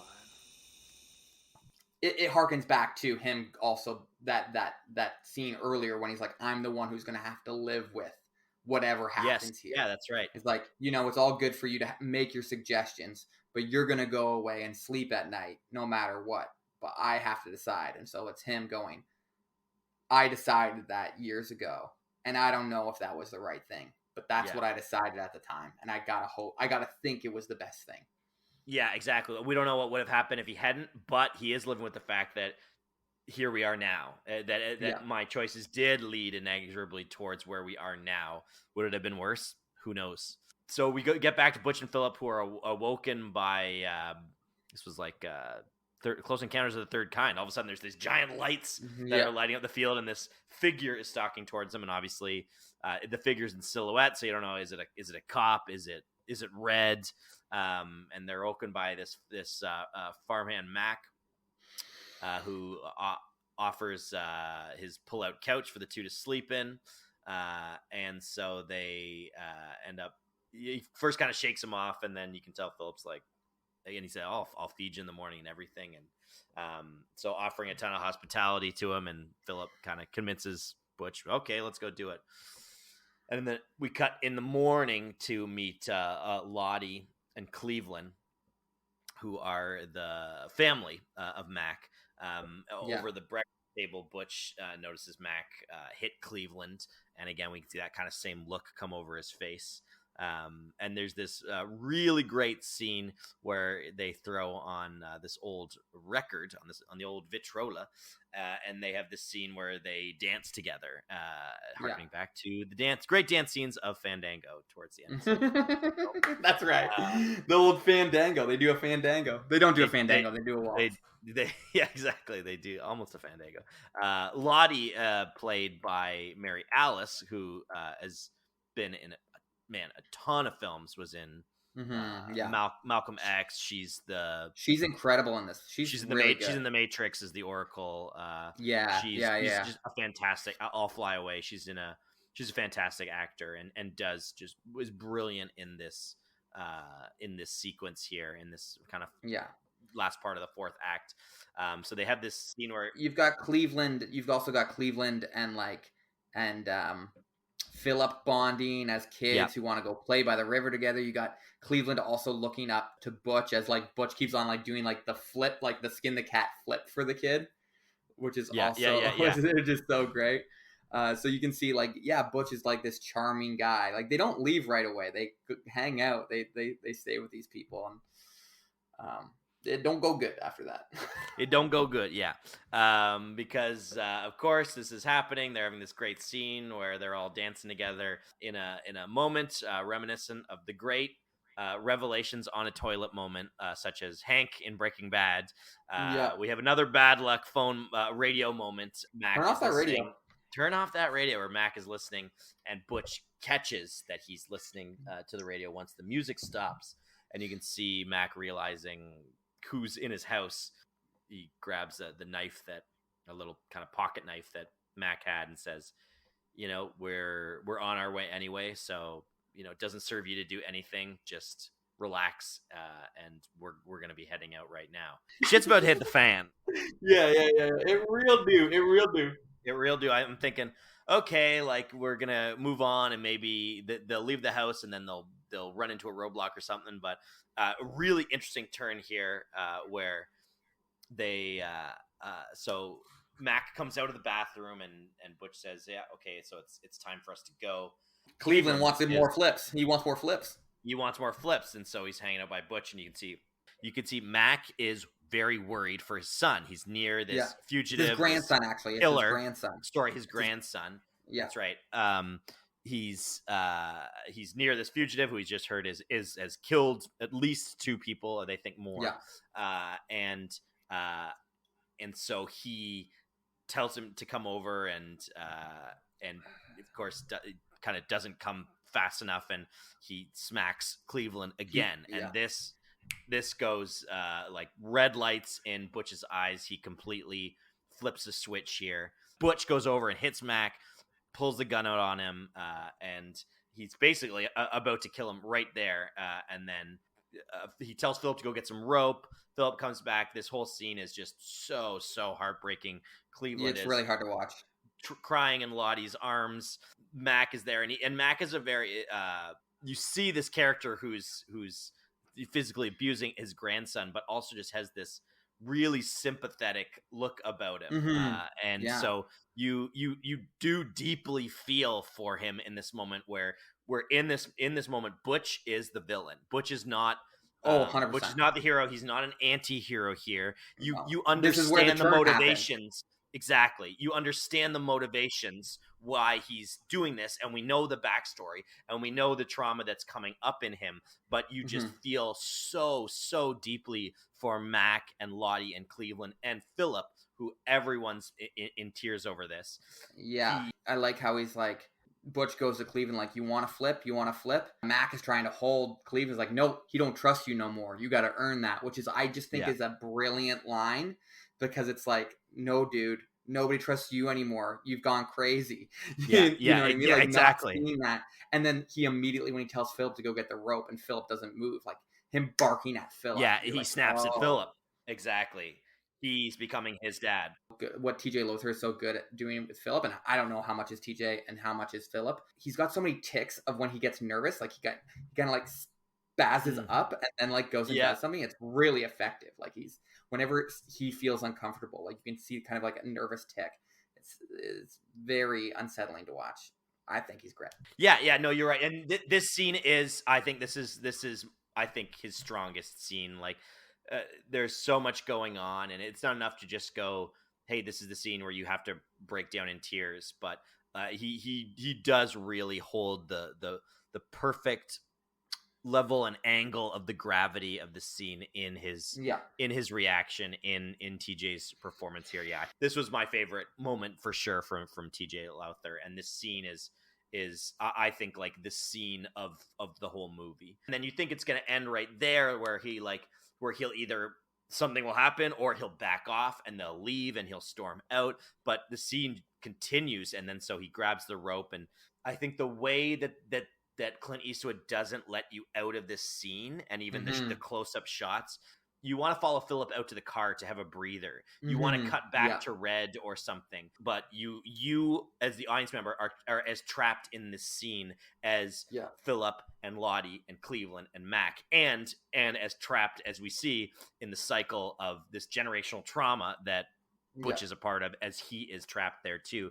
And so he gets out the rope and he ties up Mac, and he tells Lottie to hold Cleveland tight and to kind of to cover his eyes. And you think at any moment it's because he's gonna, like, at point blank blow Mac's head off in the room with them. Yeah, and he's got this great line when Dottie goes, "Please, there ain't no sense in it." Please, mister. I got a sense about you. I know you a good man. No, I ain't a good man. I ain't the worst neither. Just breed apart. Such good writing to be like, oh yeah, you know, I'm not the worst person in the world, but I was robbed of being able to be a good man. I should have been a good man. I should have been, but I'm not. Yeah. And neither is he. You know, to Mac. I do think Mac is probably, all in all, a good man, abusive as he may be to his child. He's a grandfather, grew up in the 60s, he's a farmer, exactly. And that's exactly where we're seeing. There's this expose in this movie where it's this cowboy road trip, modern take on a Western, and yet Clint Eastwood and John Lee Hancock's script is looking at, like you said, these ideas of masculinity and generational trauma and how people are trapped in these cycles.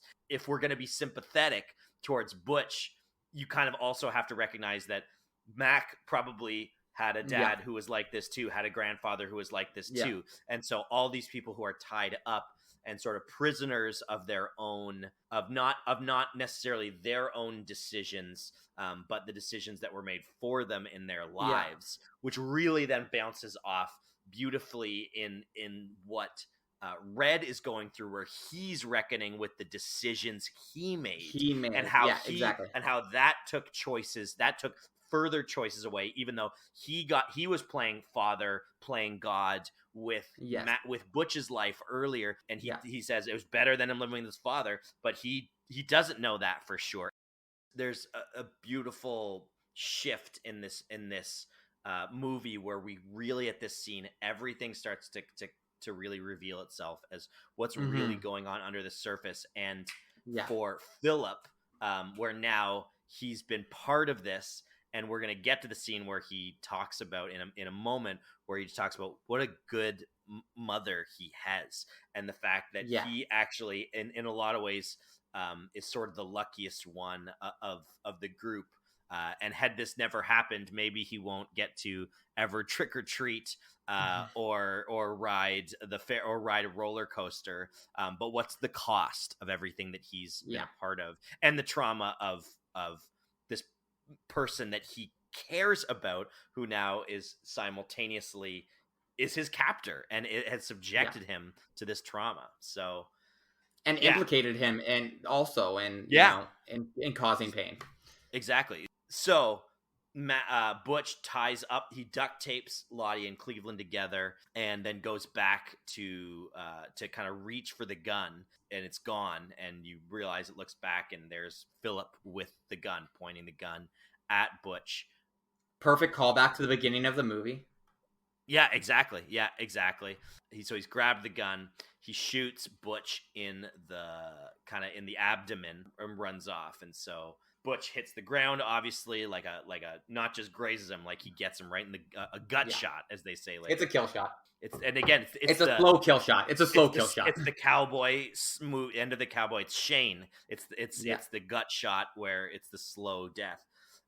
And so Philip runs off. He throws the pistol into a well, and the keys into the forest or into the bush, which is exactly what Butch does. And when they rob the car, he throws the keys to the old car into the thing. So it's like he's also noticing he's picking up these tricks. Right. I didn't even catch that. Yeah. And then, as if this scene wasn't the terror of this family who's been held hostage, we stay on the scene of Mac and Cleveland and Lottie. Butch, as he's kind of just limping around, holding his bloody guts, pulls out the pocket knife from before and sort of approaches them in this very foreboding way, where you think, is he going to stab Mac? Is he intent on finishing what we think he's set out to do? He decides to put the knife down and just says, "Thank you for the hospitality," and then he walks out. So this scene is like, honestly, incredible direction, performance all around, script writing. This to me, like, I'll just say around this is my scene of the movie, in terms of plot, in terms of tension, in terms of the character. And I think this is the key scene of the whole movie. Everything else is kind of like bright and feel good, and like feels like a movie you'd watch on a Sunday matinee at your grandparents, you know? Yeah. We just had Butch roller coastering on top of the car like 15 minutes ago. You've got like that comic wide shot of that family abandoned, and you're like, that's funny. But this is like, up. This is not a kid's movie. Yeah, exactly. Adam, this is not a kid's movie. I was reminded very starkly here at the end of the movie, not a kid's movie. A wounded Butch follows Philip. Philip is running through a field, and he climbs up a tree. Meanwhile, the kind of rangers have gotten word that there's been, the car spotted and that the Mac was held up at the tree. Kind of Philip comes down. He feels bad. There's like a lot of great lines from Butch of like, I wouldn't have killed him probably. I don't think I'd have killed him though. Only killed 2 people my whole life. One hurt my mama. One hurt you. So we know he didn't kill. Exactly. That's actually an important line. The other guy. It is an important line. Yeah. He did not kill the prison guard. Also, too, we see the mirror of like, I was a kid who shot a guy.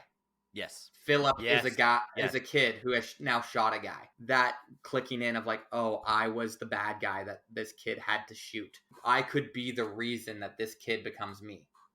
Exactly, yeah. And he's got to live with that for his last moments here. Philip climbs down off the tree and is kind of apologizing. We see Agent Bobby Lee has now, bastard. take that son of a bitch. He's got his rifle out of his case. He's ready to shoot at Butch anytime, but there's the kind of the perimeter of the police who are at a safe distance. Just it reminds me of kind of a toned down version of Agent. They have the same name. The two guys in Die Hard who are swirl around in the helicopter sharpshooters. Yeah, exactly. Just there to screw it all up and to be too trigger happy. Philip's mother arrives on the scene. One of the things on his list that he asks is like, how do you spell rocket ship? And he clearly wants to fly in a rocket ship. So a helicopter comes and delivers his mother. And he's like, there's your rocket ship. There you Philip. go. Yeah, and so Butch is like, he knows he can't keep running much longer. Asks Philip for his list that he wrote down of all the things he hasn't been allowed to do, and kind of reads them out like, these are my demands. Do you have any candy? Philip wants to go trick-or-treating, tell his mom. It's this really great scene of like him negotiating and him being like, you know what, she's not so, like you say, she's not so bad, like she's a good mama, like I don't need all those things. Eventually Philip, he's released after they negotiate. He's got to go get taken to the fair. He's got to be allowed to eat cotton candy whenever he wants. He's got to go trick-or-treating.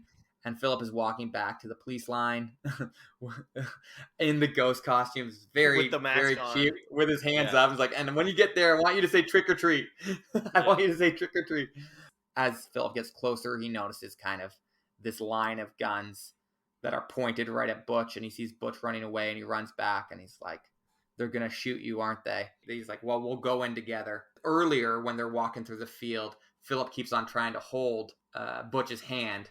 And Butch keeps on like, no, screw off, kid. And we get a beautiful shot. It's a little cheesy, but it warmed my heart. It warmed my cold, dead heart. I agree.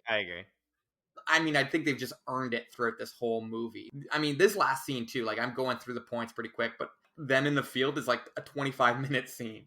Like it's so long. Yeah, exactly. It was the same thing with the scene in the house where I knew this movie was longer, but it felt like that might be one of my criticisms here, is that it's not that it has false endings, but these last two scenes I think the pacing of it, they're drawn out just a little too much. Like that scene in the house, I think like that is pretty much your crescendo, and then from there it's the denouement, but then they stretch. I kind of like the redemption, and like I don't want just Butch to be this.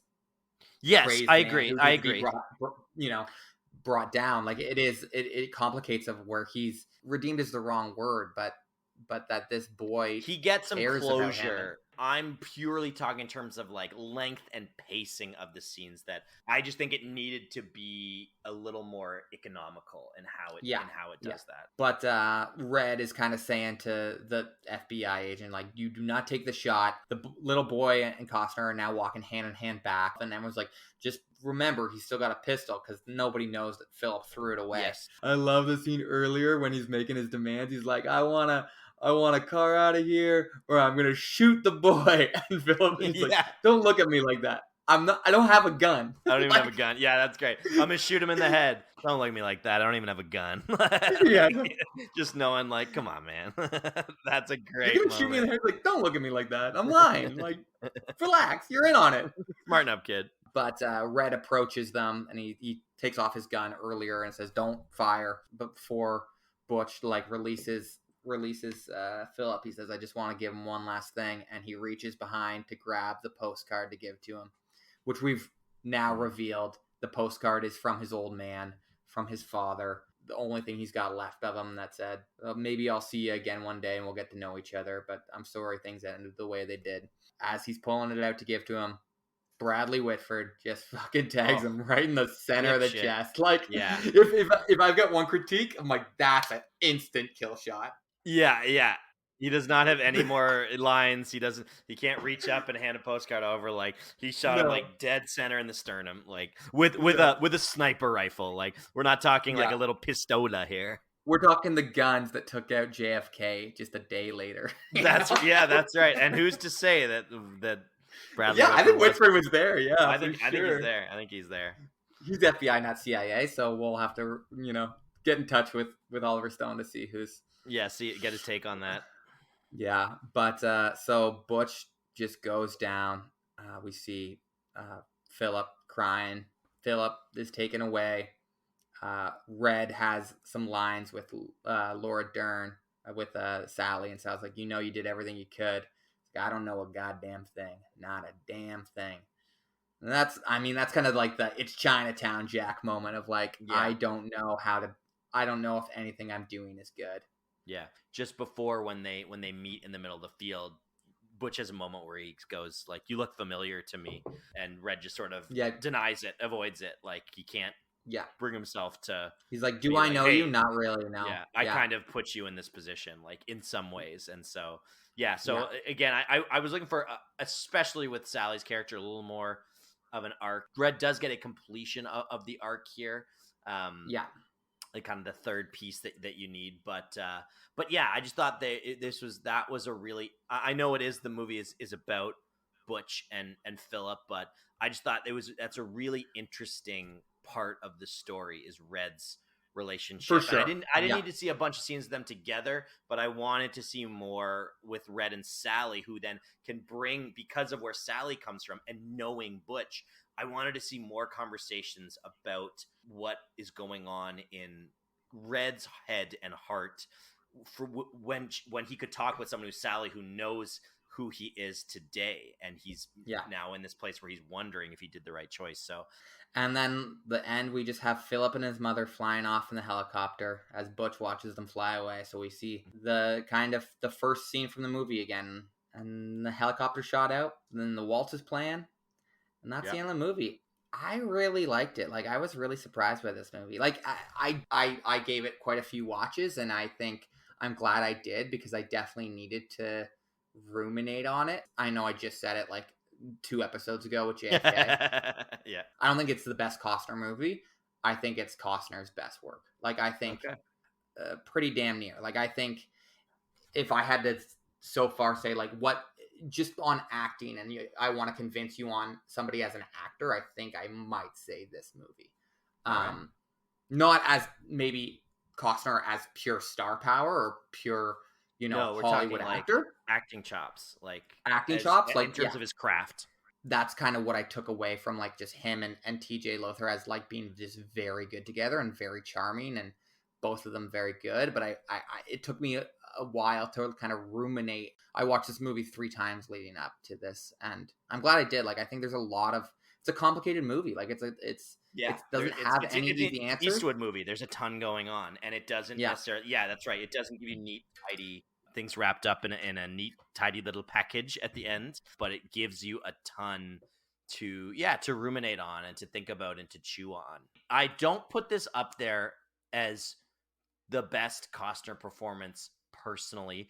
That's not to say it's not up there as one of the best characters that he brings to life. I do think it's up there as one of them. Thinking back to, I guess 3 episodes now to Robin Hood, I think it's just incredible that this guy can be Robin Hood, who can be the lead in a Marvel movie kind of role, and also do this, and also do JFK. And so we talked about this in the first season when we started to get into Costner has this very like in a non-pejorative way. I mean, when I say this, he's a weird actor. He has a weird career in an amazing way. Where he can be America's Dad, Field of Dreams, Zeitgeist. He can be sports dirtbag in Bull Durham or Tin Cup, and he can be Robin Hood, who's that this big fun action blockbuster, and then he can do this role that is just this deep psychological modern take on a Western. He can do all those things. So you look at Kevin Costner as so singular as an actor in Hollywood, and I don't think we see anything else like him. And so the movie does for me, continue to cement him as one of the greatest of all time. Even if the role itself, I think he has characters and performances that maybe I'm just more into the character, but the performance is absolutely lights out. And I agree, when we look at the Oscars, certainly a stacked year, but I think you're hard pressed to deny him a nomination here for this role. So this year is a really tough year. We've got Tom Hanks, Philadelphia, he wins. Yeah. Daniel Day-Lewis, In the Name of the Father. I'm not going to take that nomination away. Yeah, that's one of my favorite movies, one of my favorite actors. Probably my favorite Daniel Day-Lewis performance. I absolutely agree. I've never seen What's Love Got to Do with It. Lawrence Fishburne. I don't know that. Yeah, me either. At all. We got Anthony Hopkins, Remains of the Day, which I feel like, if anything, Remains of the Day is one of those movies that is lost to time. It is a good movie. It is a good movie, and it's a very restrained performance, which is interesting. But I think, if anything, I might take out Anthony Hopkins just of the movies I've seen. I think I would put Costner over Anthony Hopkins for Remains of the Day, and then Liam Neeson for Schindler's List. I'm not going to take that one out either. Yeah, you can't take that away. No, but I just think that this is a really great performance. I think this, I also believe maybe JFK would garner a nomination, but I feel like at this time the Academy might just be done with Kevin. I agree. This would be a couple years removed, but we do know that the Academy, you make a blunder, they take nominations away. Like Eddie Murphy famously lost his nomination for Dreamgirls because of Norbit. Like that is like an open secret that they didn't want to award somebody, even though they have nothing to do with one another. Could be kind of that effect too, where they're looking at something like Robin Hood and just going, this guy, he's had his time in the spotlight. We're moving on. And I think that's a shame. And even Bodyguard the year before, right? And that's right. And the Bodyguard. You're right. Yeah, I was going to say yes. Best review, worst review. There was a really good review from Roger Ebert. We've used Roger Ebert for a little bit, and even though it was a 4 out of 4 star, I feel like I'm going to go with Janet Maslin's review for the New York Times, because she was a little bit more praising of the K-Man. She said, "A Perfect World is a rare, high-powered Hollywood film that is actually about something and evokes the cinematic past in effortless, interesting ways. If its story is pure Western and its backdrop one of wide-open spaces, its doomed, claustrophobic sense of the modern world makes for a compelling contrast. So does the air of inevitability about its principals' destinies. Eastwood's direction of this handsome film manages to be both majestic and self-effacing. Mr. Costner's performance is absolutely riveting, a marvel of guarded, watchful character revealed through sly understatement and precise details. Despite the slow southern tempo, Costner's most vigorous screen performance since No Way Out, and an overdue reminder of why he is a film star of such magnitude." Wow, there you go. This sums up our whole podcast.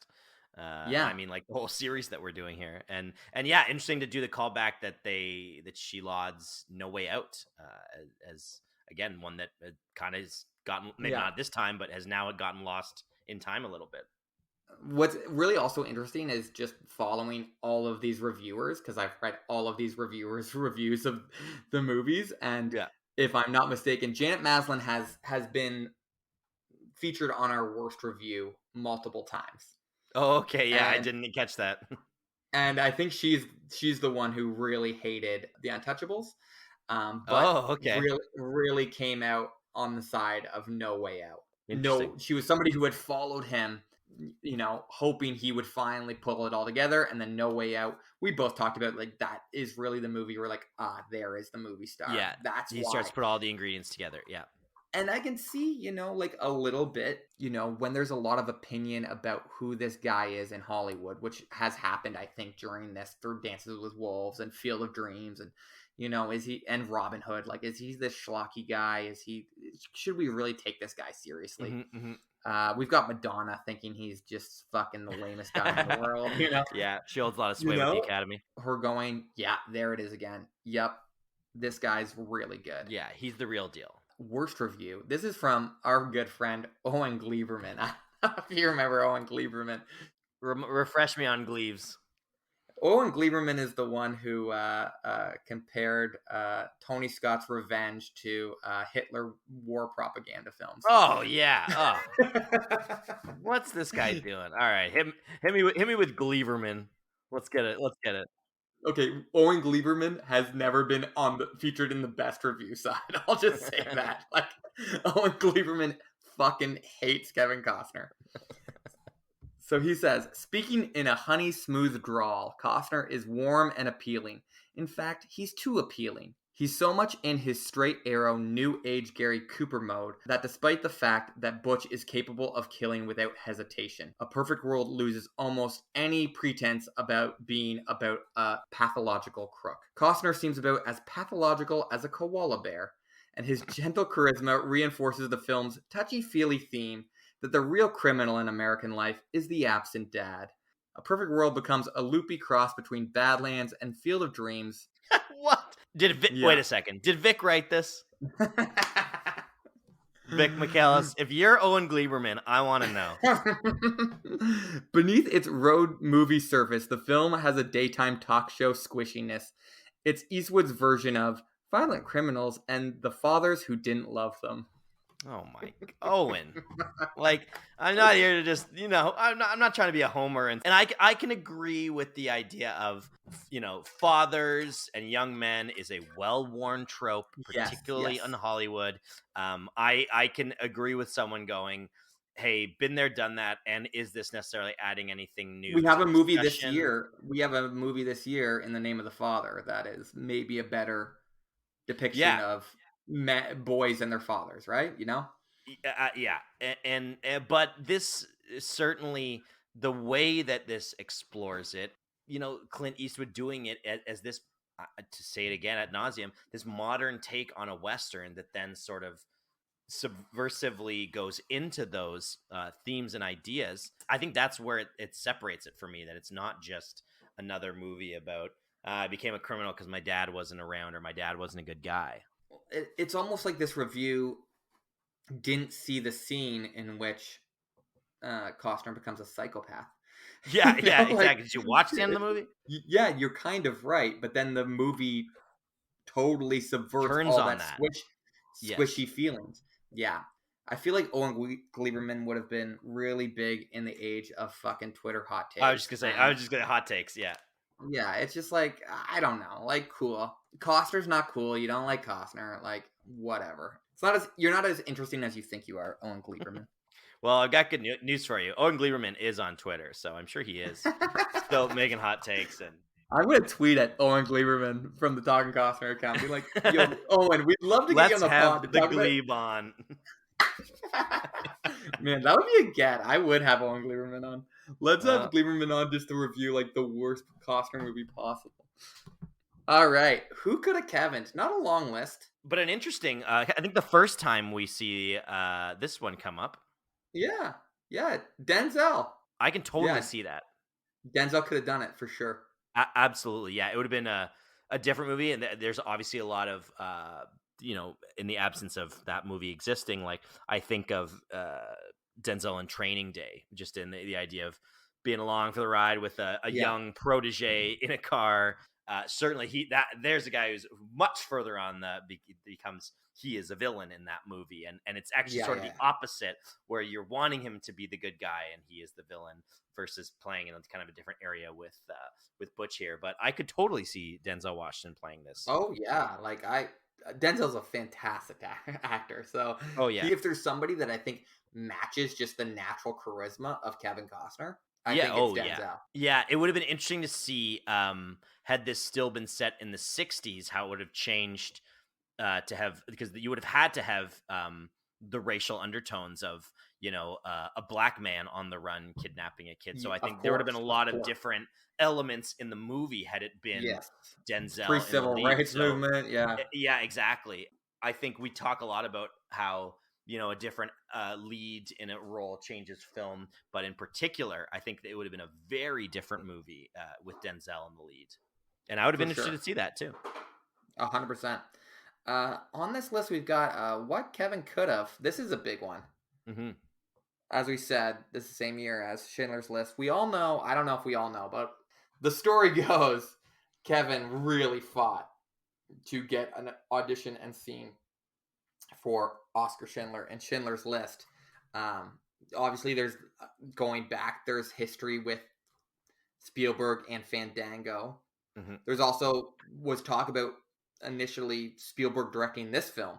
Yeah, which I can totally see because Spielberg loves children in movies, and if you look at there's always the element of what happens with the children. So I can see Spielberg being very interested in this for that reason. Sure, yes. You know, this is not what Kevin could have, but more what Kevin hoped he could have, because he apparently auditioned in like a bald cap and everything for Oscar Schindler. Like he came to the audition like just dressed as the part, and we allegedly we're gonna need Pietro to fact check this one for us. Yeah. I gotta know. It could be true, but this one it's pretty wild. I thought Pietro said that he heard like somebody that had the audition tape. I would love to see it. Okay, all right. I might have missed that. I love you, Kevin. I don't know if Oscar Schindler. I think Liam Neeson was better in that one than Kevin would have been. If we ever review that, we'll talk more about it. But he did not. He did not end up in Schindler's List.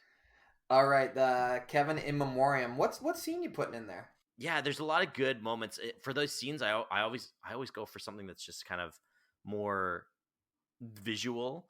You know, one of the shots of him with Philip at the end, kind of against the tree, and making the kind of showing him the list that he wants him to take back. So I think maybe I'd go with that.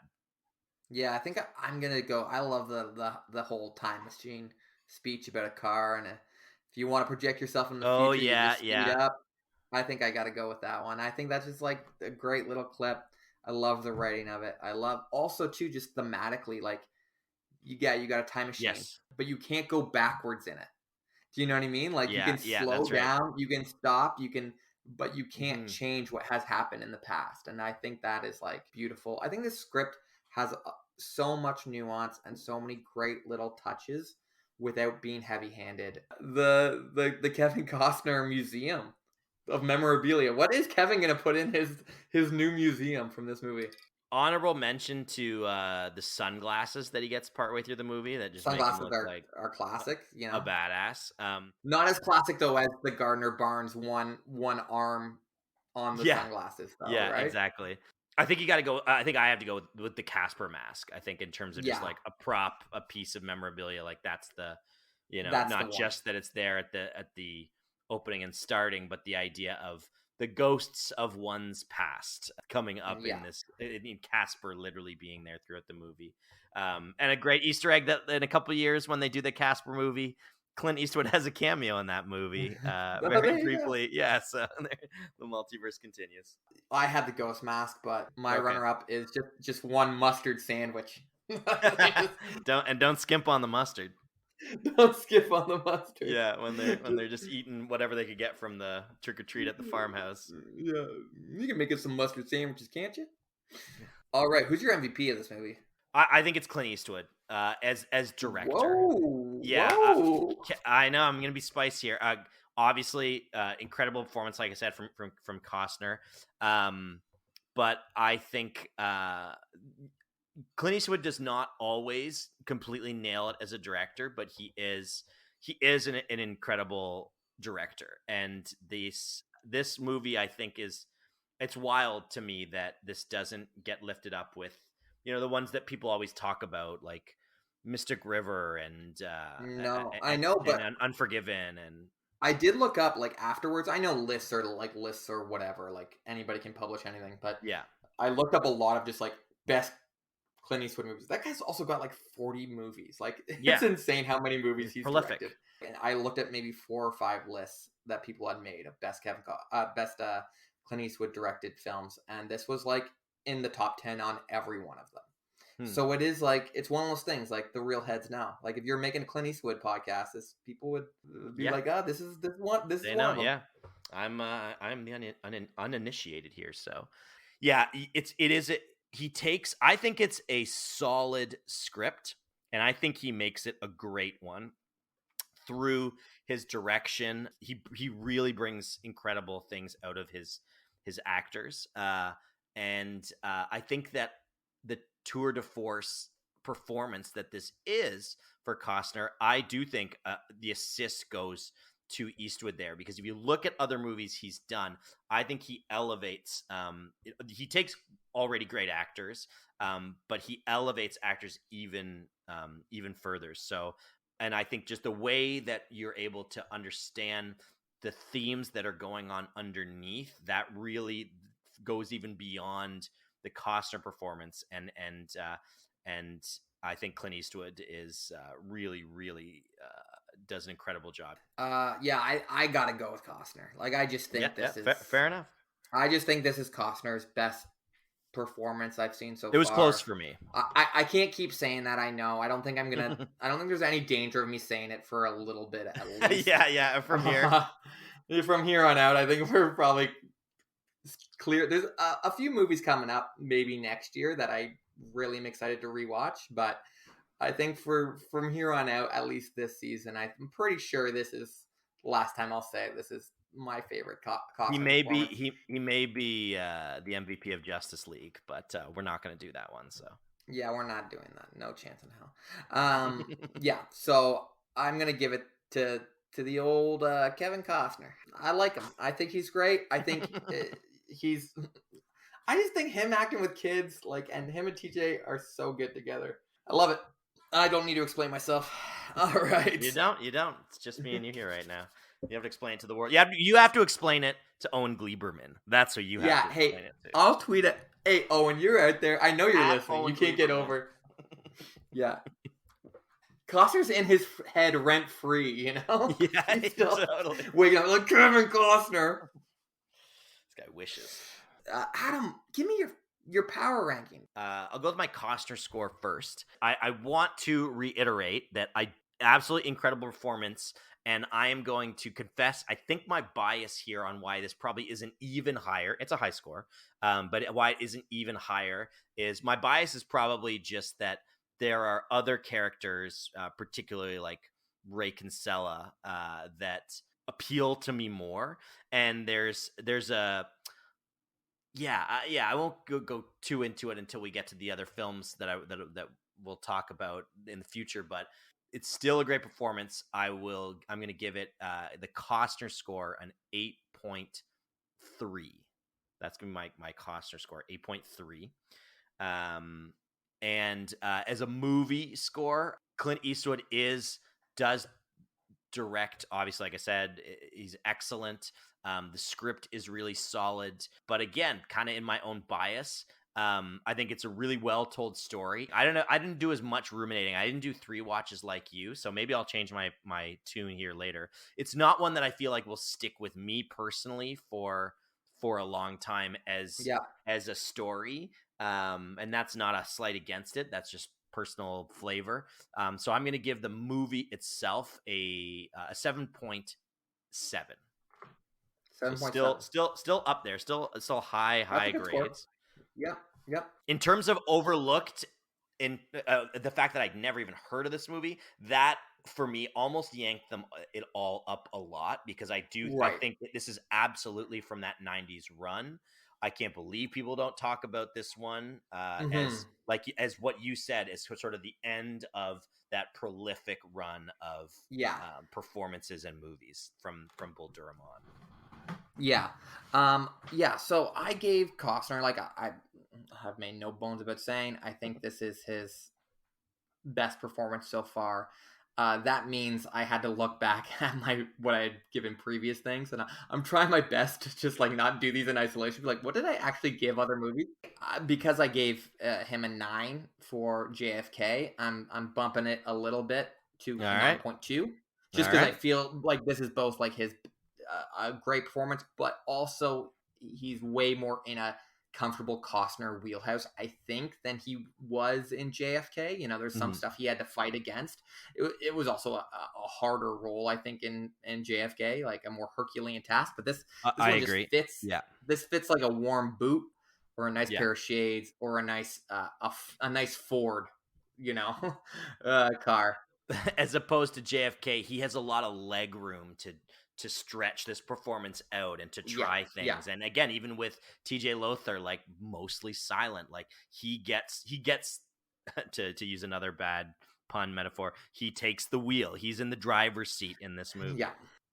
So I give him a 9.2, and on the movie score, I was torn because I think on first blush I probably wouldn't have given it, but having watched it a couple more times, I was like, I think this is a really beautiful movie, and I actually, despite what Oben Gleiberman, whatever his name is, Oben Gleiberman said, whatever your name is, I haven't seen this movie before. Like it certainly treads on tropes I've seen before, but it subverts them in an interesting way. Though I don't think I'm gonna rewatch it that much. I couldn't help but give it an 8.1. Yeah, you took a shine to it. Yeah, I took a shine to it. Yeah, hey, I regret nothing.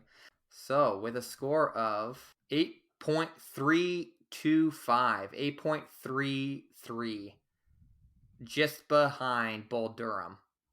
It sits in fourth place. Okay. So above the Untouchables, below Bull Durham. I think that's probably. I think I'm okay with. Other than, as we know, the black sheep in here of the wildly affected score, thanks to Vic, of Field of Dreams, as I talk about every episode, I do think that feels right. Yeah. I would probably put Field of Dreams in importance above this movie, obviously in the Costner career. It feels like an important movie in Costner's career, but a forgotten one. Absolutely, yeah. I want to find the hidden gems of his career. Like that's what. Yeah. Why we're doing this, right? That's like, what's so fun about Fandango and No Way Out, and I wouldn't call it a hidden gem, but American Flyers, like these under the radar movies. Yeah. So many people to this day still know Kevin Costner, and people of our generation or older probably still know, one of those Kevin Costner movies. And then so to go, hey, in the middle of that run, there was Revenge. In the middle of that, there was A Perfect World. So it's really interesting to pull these ones up. All right. Thank you very much for listening, everybody. We're so honored to have you as listeners. Please, if you like us, like, share, subscribe, do all that stuff. We've got a Patreon going where we talk Yellowstone every month. We talk a different movie in the Kevin multiverse each month. This month we're doing The Fugitive as a companion piece, as another manhunt movie to this, and looking at the similarities. And what would it have been if Kevin had been Dr. John Kimball? So we're going back to the Harrison Ford comparisons. And then on the main feed next month, we will be going to the actual Old West, back again to the Old West, with Wyatt Earp. And we will also in May be releasing our first Talkin' Yellowstone episode as a free bonus for our main feed. So you'll get to check out one of our Patreon exclusives and, see if it tickles your fancy. And if you like it, you can get more of that content over at that Patreon. Yeah, we really appreciate you as always. Thanks so much, and we'll see you next time. See you later.